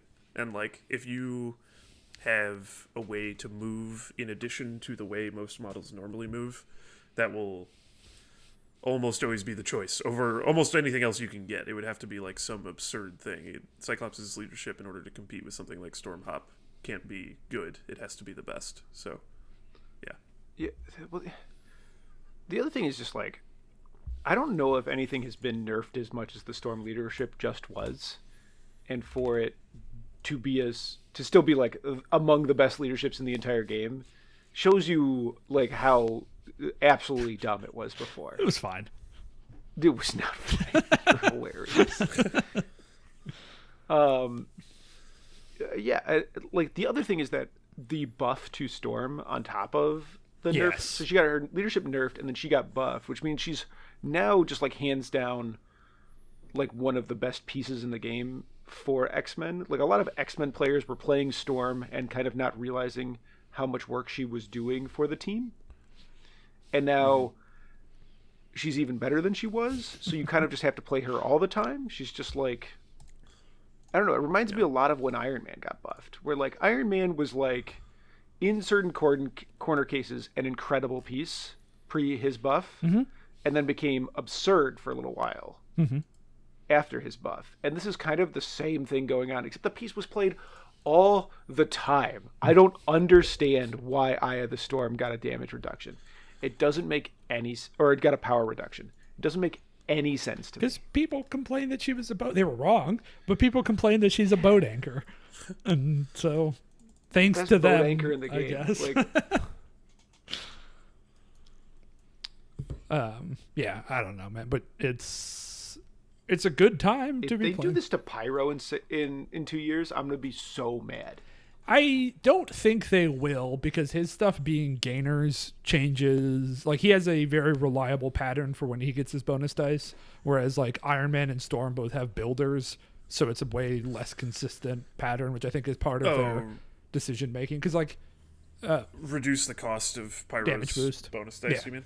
I thought you were saying give Pyro the Storm. No. Because if you notice, they didn't do it for Gambit like a bunch of people expected them to do, right? And I think part of that is because Gambit does have a gainer. So, like, he has a more reliable path to get to his damage boost than Storm or Iron Man did. That's my theory. Right. Based on Yeah, nothing. that makes. but- I mean, I think that makes sense to me. I mean, it's Yeah. like, yeah, I don't know. You heard it here first, AMG. We need the Storm leadership nerfed again. No, we don't. Right. And put on Pyro. Right. Let's make it just the hop, and the hop's going to cost 2 power. Let's go from there. All right, ignoring Vince's ramblings. Other X-Men things that I've learned. So I'm still extremely high on Ultron, right? He has not left the roster. That model is so good. Oh yeah, that's the other thing. How could you give up the Storm Hop when you have Ultron to fuck around with the Storm Hop with? So feeding like that's- Ultron extra power from the Cyclops leadership is good. He is a model that can spend guess. all the power you give him. And you do have field leader on Cyclops to give him some bonus movement. It's not as good as the Storm Hop, but it got closer than I expected to. I played like 2 games with Cyclops Ultron 2, and it felt perfectly fine. Okay. So you can kind of make up for it, but yeah, I mean, it's so much better under Storm, right? Like, Yeah. The Storm Hop being during the model that moves, it's their activation. yes, Just means that it's never going to be in the same class as Field Leader. yeah. I mean, It's so like the reason that go ahead. it's like the reason that like climbing gear was so sought after, and nobody played tactical analysis. Right. Yes. The upside for the field leader here specifically is what you mentioned earlier, that Ultron's pretty hard to displace, right? So between his durability and all his like anti-push crap, that like field leadering him up, I'm more confident he's going to stay there than a lot of other models. But you're right, in his activation is just so much better, right? The gold is just so much better for Ultron. And I think that model is really fun. I don't think he's required to play X-Men. Like, I know Vodkabitz played him a couple times and liked him, but moved away from him. And I don't expect every X-Men player to follow me into the Ultron 2 land, right? I don't think he's so, like, warpingly good that you need to do that. But I'm not leaving. This model's in my roster for the foreseeable future because he just solves problems. Like, every time I activate this model, I've been in so many different situations, and I'm like, how do I solve this problem? Ultron 2 can do it. He will find some way between his attacks and his bows and his throws and his spender that throws and also pushes people. He will solve whatever problem is in front of him very reliably and very consistently. He's just like, when X-Men kind of realized that Red Skull 2 is like a really solid delivery method, and like they could solve a bunch of his problems by him just like monopolizing the storm hop. Ultron is just like a more dynamic piece than that. Yes. Like he Totally. does more things. His damage output is not that different. It's like it costs more and it's more flexible. But it's like in the same realm. And like, I get it, they're both 5 threat. And then on top of the fact that like you can overextend Ultron and it's like pretty hard to punish you for it. Yes. Because of Age of Ultron, the model is just like, he's just really, really strong. He is absolutely one of the boogeymen of the meta right now. But yeah, I also like, I think he's really like a really interesting piece. And like, if I was allowed to play multiple grunts, he would absolutely be in Shield. I would be like, my 5 threat rule about you don't play 5 threats in Shield. You would play Ultron if I could have both grunts. Yeah, I mean, he does have some weaknesses, right? He has no action compression, right? He has no in-bolt mobility. He can be reduced to walking and tacking, right? If you do have something that can push him, like if you have Shuri, he can get pushed more than you want and have a bad time. And he does... I've had a bunch of turns where all he gets is 2 6-die attacks and maybe a throw or a bow in there to try to kill someone, which is sometimes good enough, but like he has, no reliability, no dice modification. Sometimes your 2 6s can go badly. But that's, if he had that stuff, he would just be obviously broken, right? I'm not saying he should have these things, but I think it's worth pointing out what weaknesses he does have. So when I'm gushing about him, I don't want it to be misconstrued as this model is broken, because I don't think he is. I think he's just very, very good. I think he's very good at the type of Marvel that I want to play now, where I think before X-Men was good at just like grabbing stuff and running away and being a very scenario focused team. I think now they're more incentivized to be a mid-rangey team that still will do safe grabs early, but needs to then fight to protect those because of how many steals can exist now, right? And that we don't have any steals of our own, and Voodoo got worse. They do need to fight, and Ultron makes that part of the game he's so good at fighting. I've never attrition people as hard as I have post Ultron 2 with X-Men. I just like multiple games is like, oh, I'm just killing all your stuff. Shit, I don't know what to do with myself. This hasn't been a thing I've experienced since I played Guardians. And he just opens up that line really well. He himself is a very useful piece to have against CGR, because CGR can't pull him, which means he can't incinerate him, which makes CGR players very sad. And he's with like Age of Ultron, it's very difficult for CGR to like meaningfully put him down. And so I've played him into that matchup, and it's just CGR doesn't want to fuck with Ultron, which means like the last game I played, Ultron just double walked forward to go behind CGR turn 1 and then just start picking on like Star-Lord and Gamora and the other Guardians models. He'll just abduct them and kill them. And I could do that faster than CGR could mess with my stuff, which was cool and exciting. So I'm very, very happy with the dumb robot. And I think it really it makes this X-Men team good, not great, but good at everything. which is a very cool place to be. Yeah. I just want to point Yeah, out that's real quick one of the things that when we talk about Marvel really grinds my gears Okay. is when people talk about grunt models as having no action compression is, while literally true, is a fucking wild way to describe a model that has 4 actions, a bow, and a throw. Oh yes, no action compression. Just like fuck right off with that shit. Like, you don't have action compression because you have 4 fucking actions. Yeah. Like, People like don't shut respect up. 4-die attacks. People just like, oh, 4-die attack, Yeah, it doesn't it's do true. anything. Yeah, well, It's like, no, they're my dumb grunts and have have- never seen Shield before. Yeah. Yeah, I mean, like, 4-die attacks are the reason that Pat was so reluctant to add expected value to his dice calculator when I begged him for it at Adepticon.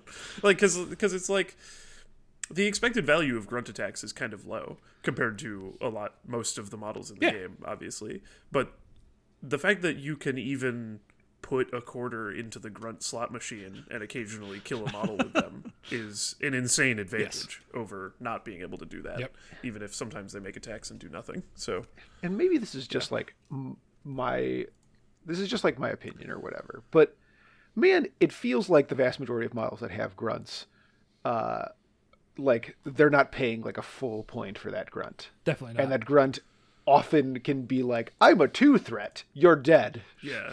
Can be like, look, I did more damage than Bullseye would have spendering. Ha ha ha. Yeah, it's true. I'm not Sometimes even a that does full happen. point though. And the Ultron grunts. So I'm only like great. starting to scratch the great. surface of like cool Ultron gun plays, right? But like I had a game, it was a game into the CGR thing where, you know, my opponent knew he has to kill these grunts some of the time, which is true, right? People just like, oh, I don't want to kill the Ultron grunts because then they blow up on me and bad things happen, so I'm just going to ignore them. Don't do that. I will just win games for free if you just let my grunts live the whole game, right? Yeah. So he managed to kill my grunts. I respawn them. He tries to kill them again, and he does 2 damage to them because I respawned them in cover. I was like, sick. The grunts in cover with the Storm defensive reroll are actually pretty likely to survive a 5-die attack, which is very fun for me. But he left them on 1. And I was like, oh, this is going to be cool. I had the grunts just walk to be within 2 of... He had lined up CGR, Star-Lord, and Gamora all like a bubble. And I had a Logan hanging out back near them.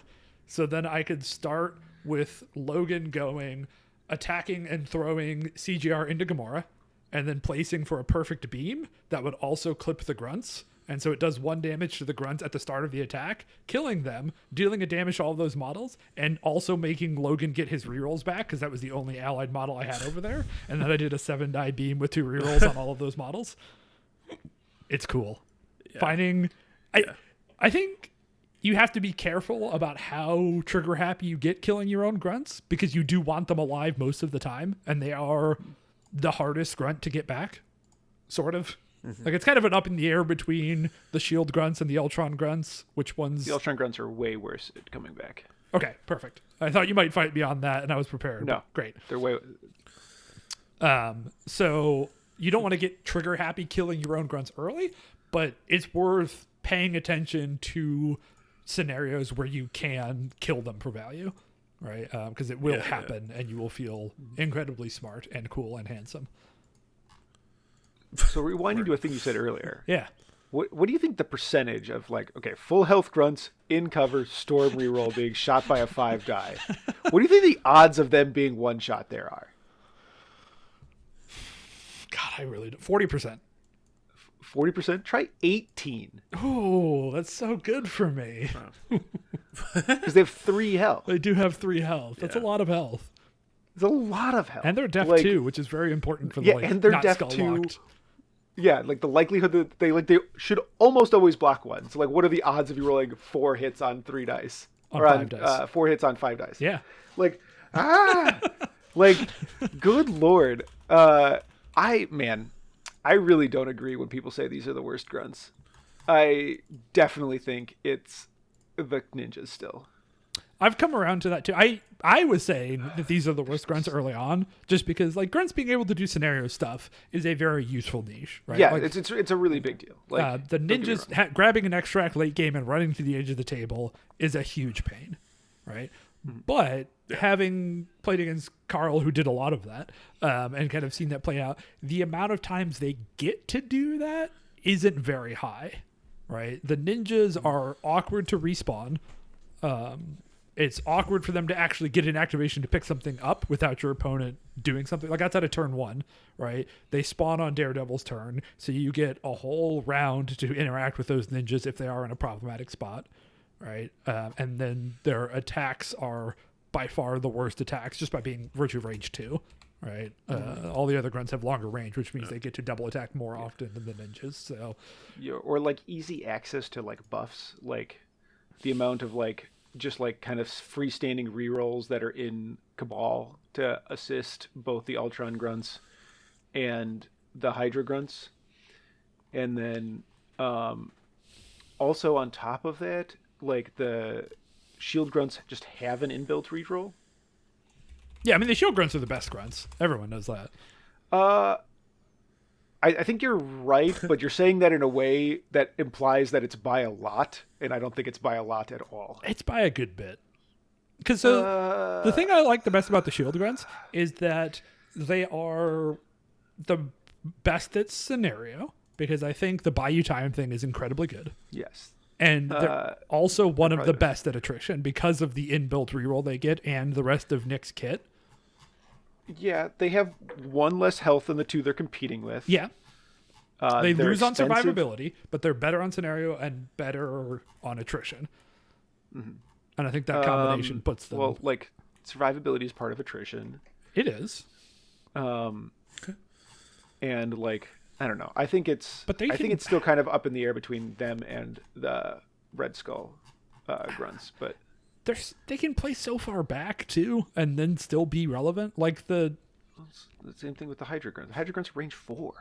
Like, Yeah. range 4/3 health. Like, they just like get to be placed in spots and still make good attacks, and they're free. What? Okay, it doesn't matter. Yeah, no, I'm just like I like you're probably right. It is probably the shield agents. It's not by a lot. It's by a very small amount. A medium amount. Okay.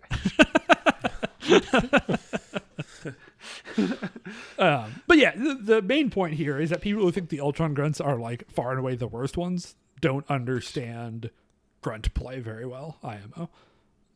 There's just they do a lot, and like, God, just the number of times I used them to like block space, or I've used them to just, oh, I need to kill this model protected by Gwen. Let's have my grunt just go stand behind them. Turns off lifesaver. Suck it.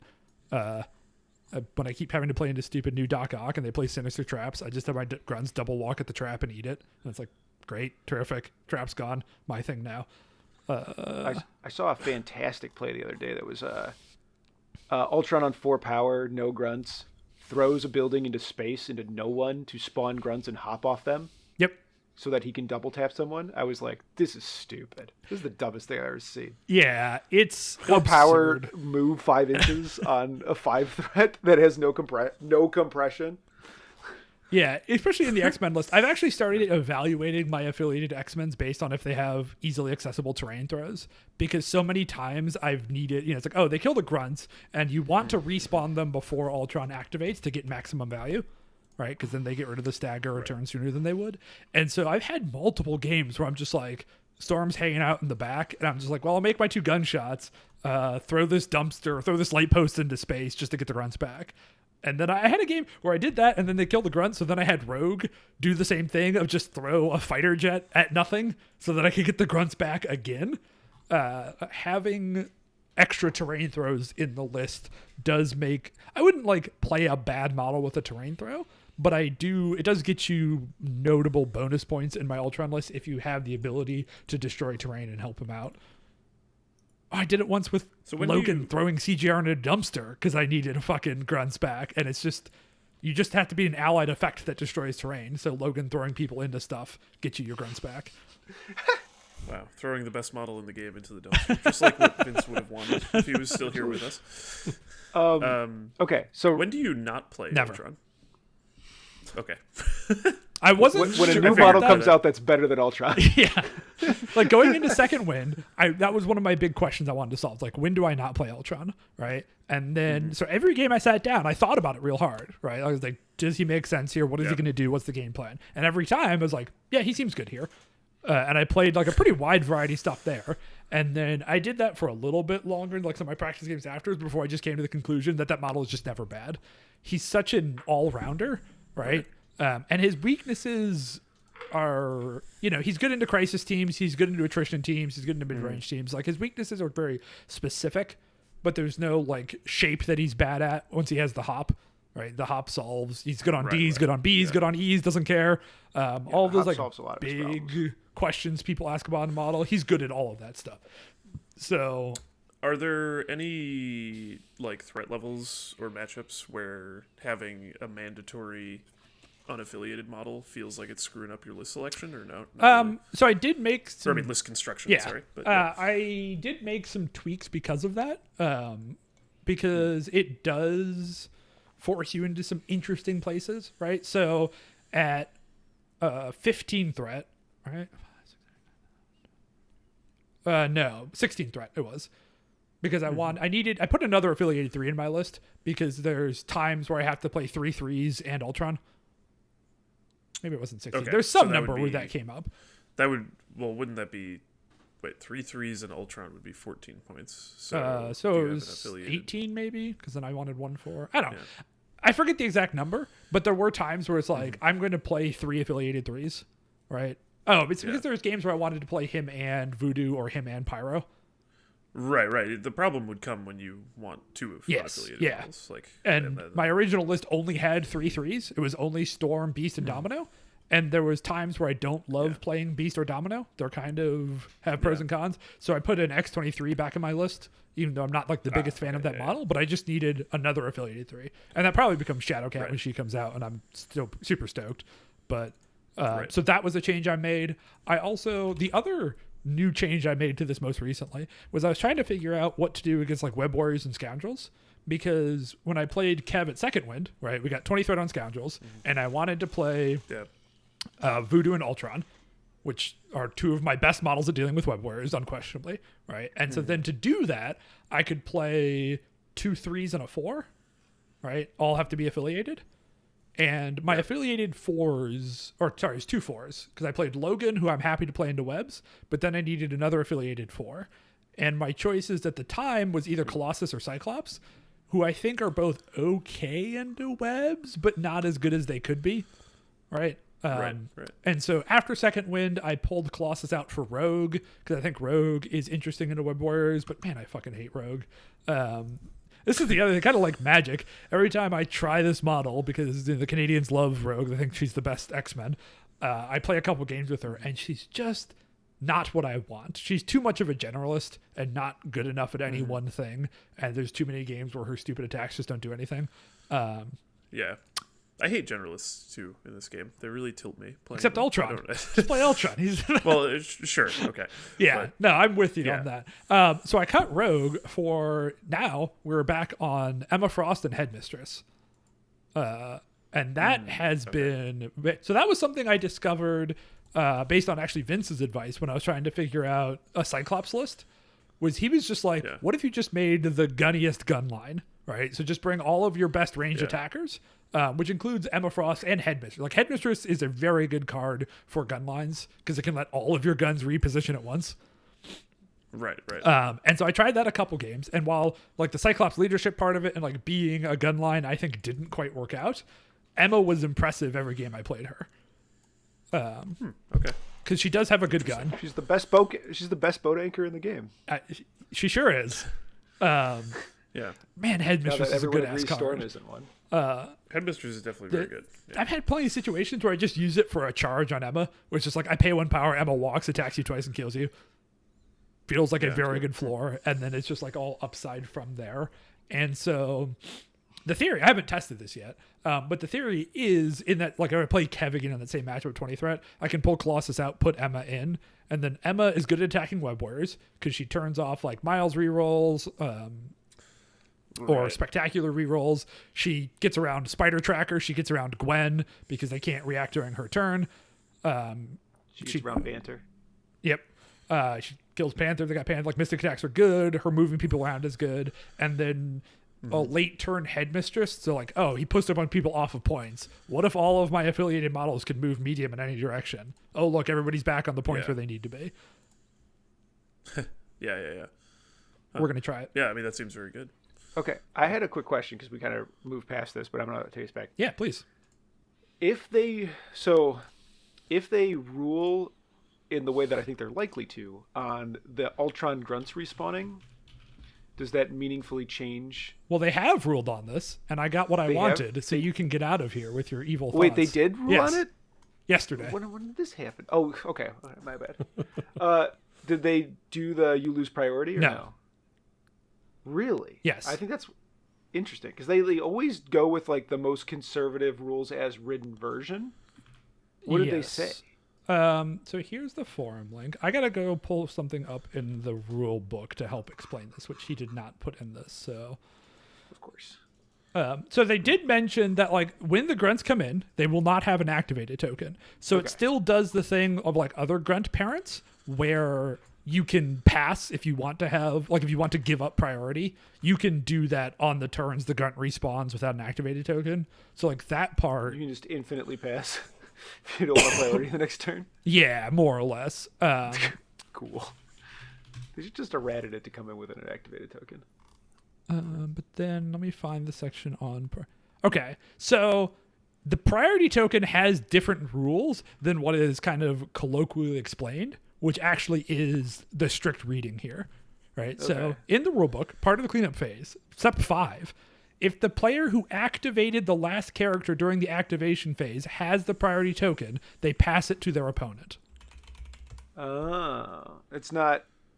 Okay, it's not based on activated tokens. No. Okay. It's whoever's character activated last. And so since the Well, grunts thank don't God, 'cause that would've activate, been the dumbest ruling. In the Oh, world. yeah, It would've, absolutely. Like it would have. It's like so unintuitive and would have gotcha a million people. Yeah. It almost certainly would have decided something important somewhere. oh yeah, absolutely.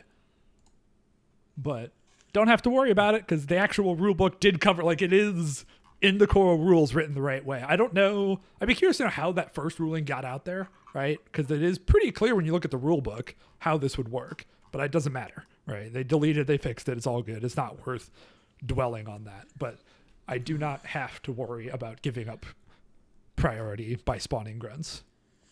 Okay. Did they finally answer the frickin'? No, they sure didn't. The Red Skull 3 leadership? Hell no. Cool.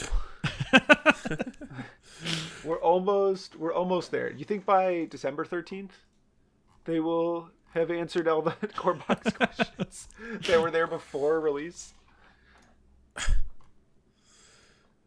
No. Well, at no, least I don't think that. the one that's left is the easiest one for a judge to rule on. What happens on December 13th? Sorry, the game came out October 13th. So it'll be the 2-month anniversary of the release, and we're gonna answer we don't answer questions until the game's out, or 2 months after the game's out. yeah. Or maybe this is gonna be, the full voodoo treatment, We're where pretty they excited just to don't have. answer it until they errata it 2 years later.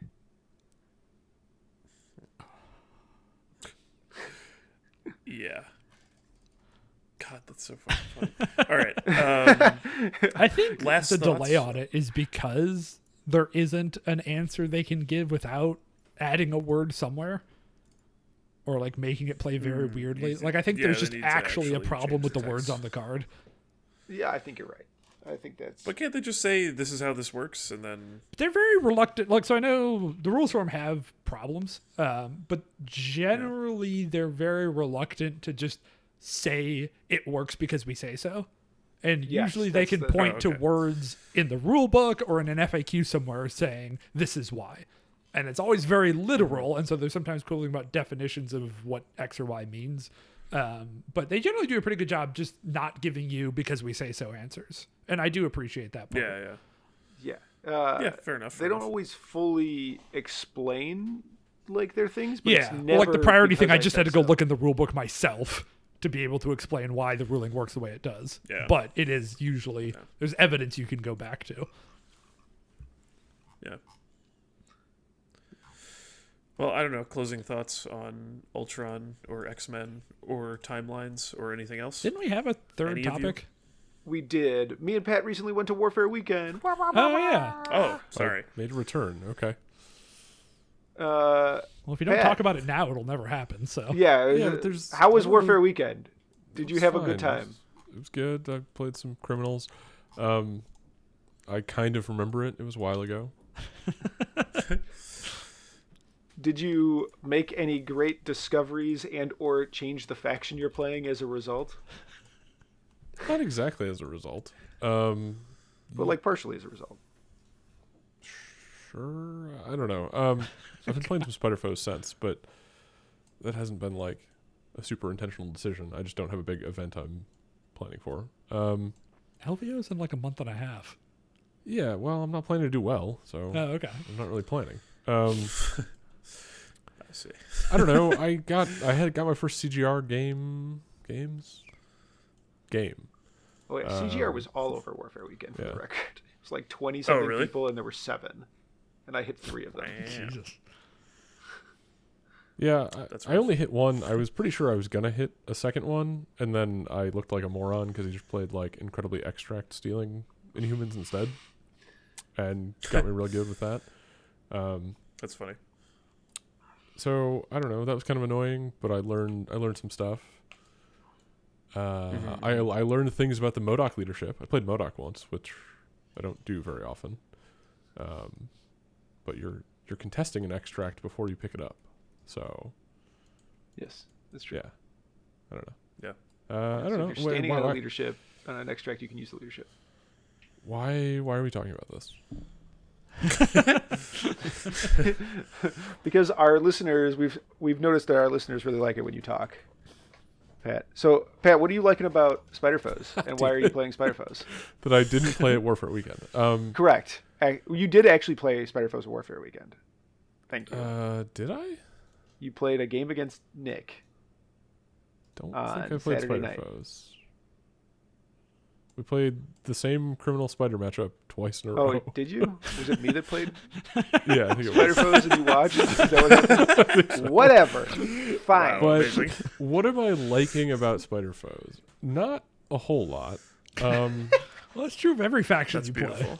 play. Yeah, perfect. So it's a perfect Pat faction.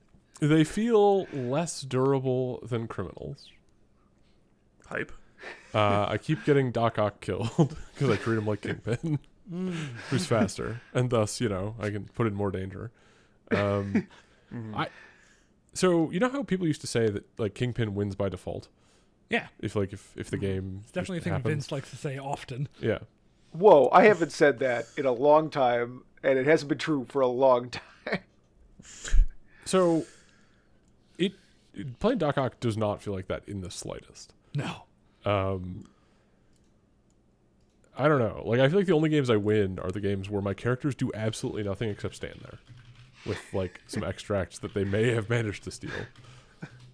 And anything beyond that probably means I'm losing.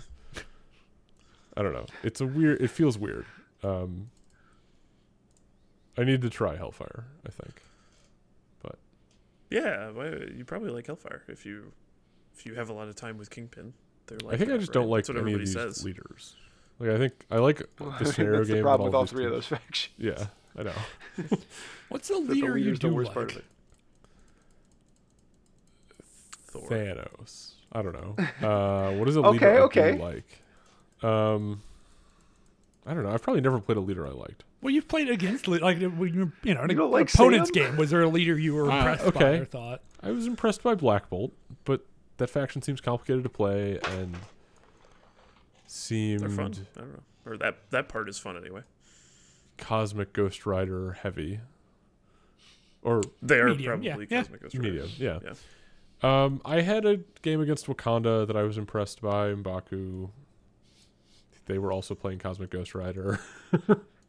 Dude, Wakanda is so good right now.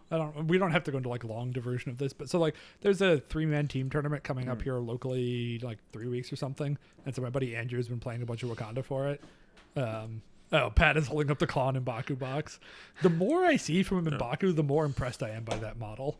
He's so good, and especially just like the turns where his dice roll just a little high. Like, he doesn't need crazy dice, but the turns where he gets like triggers on his spender, he's just an insane model. He just does so much damage. He reminds me of, the best way I can describe it, he's like a power swan that doesn't suck and cost 5 threat. But he has those same types of turns that Swan used to have, where she just kills the world. He can do that at 4 threat while not sucking. I am very stoked about M'Baku, and then also I think they're possibly the best Thanos faction at the moment. They're certainly in the discussion for the best Thanos faction because of how stupid Vibranium Armor is and how stupid the team of like pick 2 of Panther, M'Baku, Killmonger, add a Thanos, go to town. Right. Fucking M'Baku, Panther, Thanos on Fisk, a scenario everyone hates playing, is so much fun. You have 2 stun immune models of your 3. You just don't care.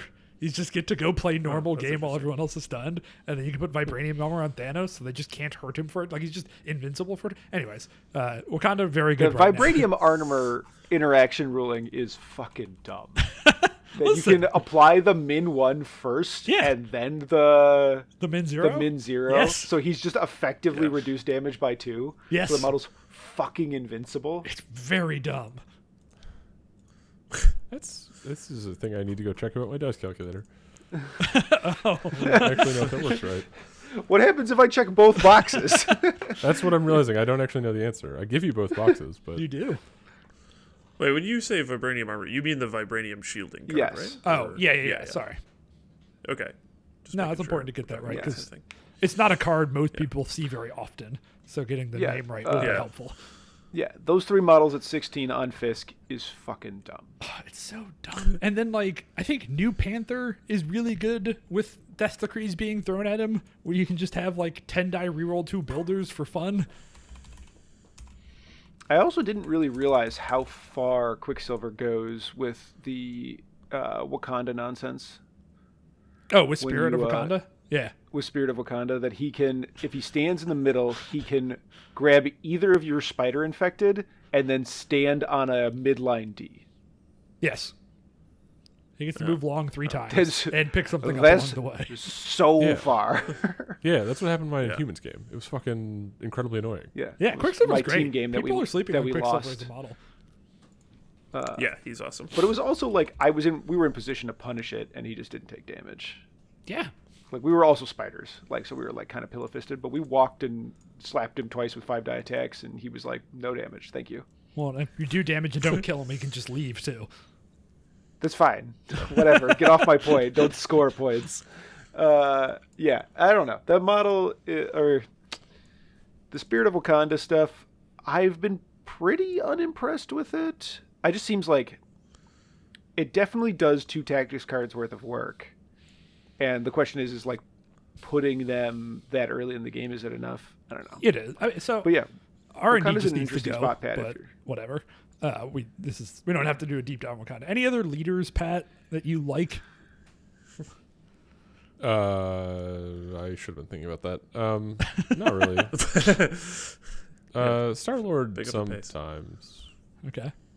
but not at all because of him, I Sure. guess. Yeah. Yeah, I don't know. Whatever. I'll play something after LVO. Hype. I'm just kidding, because like you every faction you've ever played, you've complained about the leader, and you haven't been playing factions with potato leaders, right? You went from She-Hulk to Thor to Kingpin to MODOK to now Doc Ock 2. You haven't never played an exciting leader, and so I'm just curious what you do consider an exciting leader. His She-Hulk times had Black Panther in there. He was playing A-Force Wakanda Duel. Okay.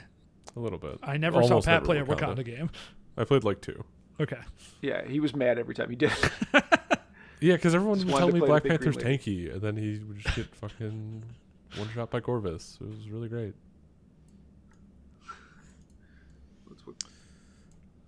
Yeah. I also went to LVO.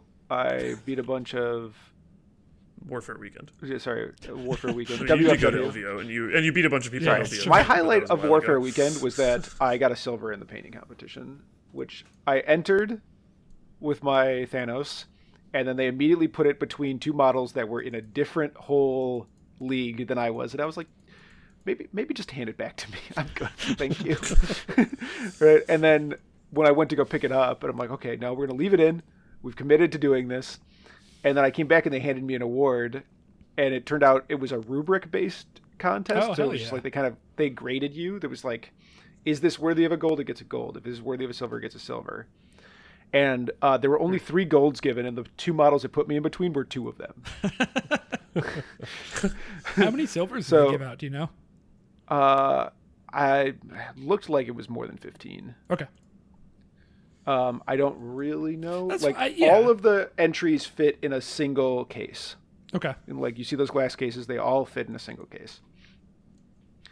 But yeah, I'm super hyped for the worthy now. I gotta work on my worthy entry. Rubrics are cool. We should do rubrics for Second Yes. Wind. Okay, I know it's like, a pain and it's more work for everyone that isn't me and figuring out price. Like I get it, but also rubrics are cool. I definitely would be down to do that. It would also probably like if we could take the same amount of sponsor money and try to turn it into one prize for just like best overall, Sure. and then a bunch of little prizes for like this is a gold, this is a silver, this is a bronze. If you can find a cost-effective trophy, I will 100% do that. Yeah, That Pat's we can gonna make, laser like cut a some stuff. bajillion of. I kind of want to just rip off Warfare Weekend. Their idea for a cost-effective trophy was pretty good. What was it? I don't was think I super saw cool. it. So here I have it right here. So it's a like they did a it's like a piece of wood with a resin mix and pour next to it that they cut into these little planks and then laser cut their logo on, and it looks super cool. So It does like, look very cool. Yeah. right. These probably aren't that No, expensive. this is kind of neat. I don't have a table saw, so these would be obnoxious to make. And like my resin knowledge, like I could get there. Like I've done resin pouring before, but like kind of shaky. And this is like definitely above anything I've ever done. Yeah, well, we got a year.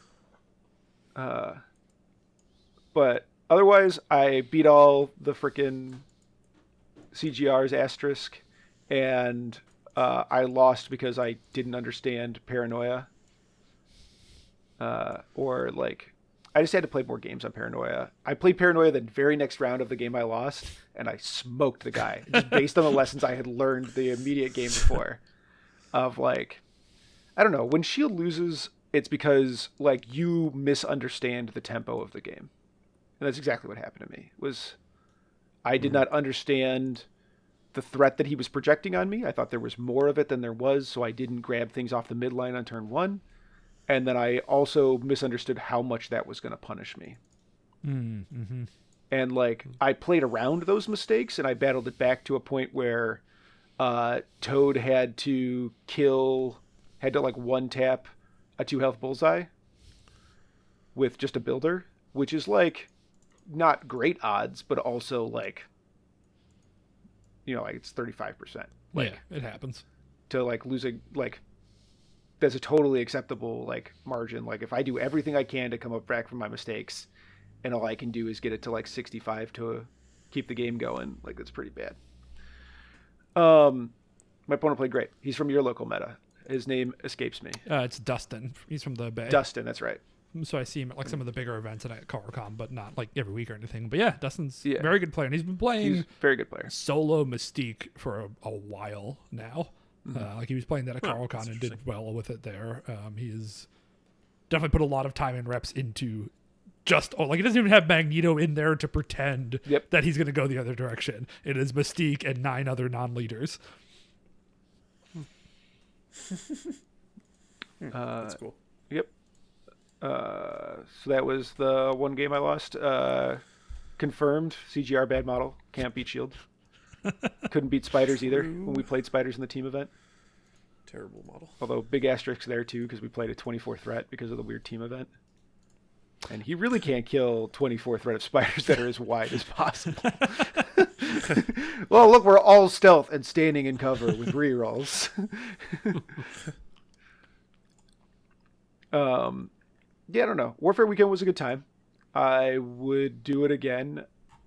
Being so close to Second Wind is really tough. But also, Second Wind makes me want to go play because I don't get to play it when I play at Second Wind. Yeah. All right. Have we been a size 3 taco truck? I think this time at least we have. Okay. And with that, we've been a size 3 taco truck. Timeline sucks. Ba-ba.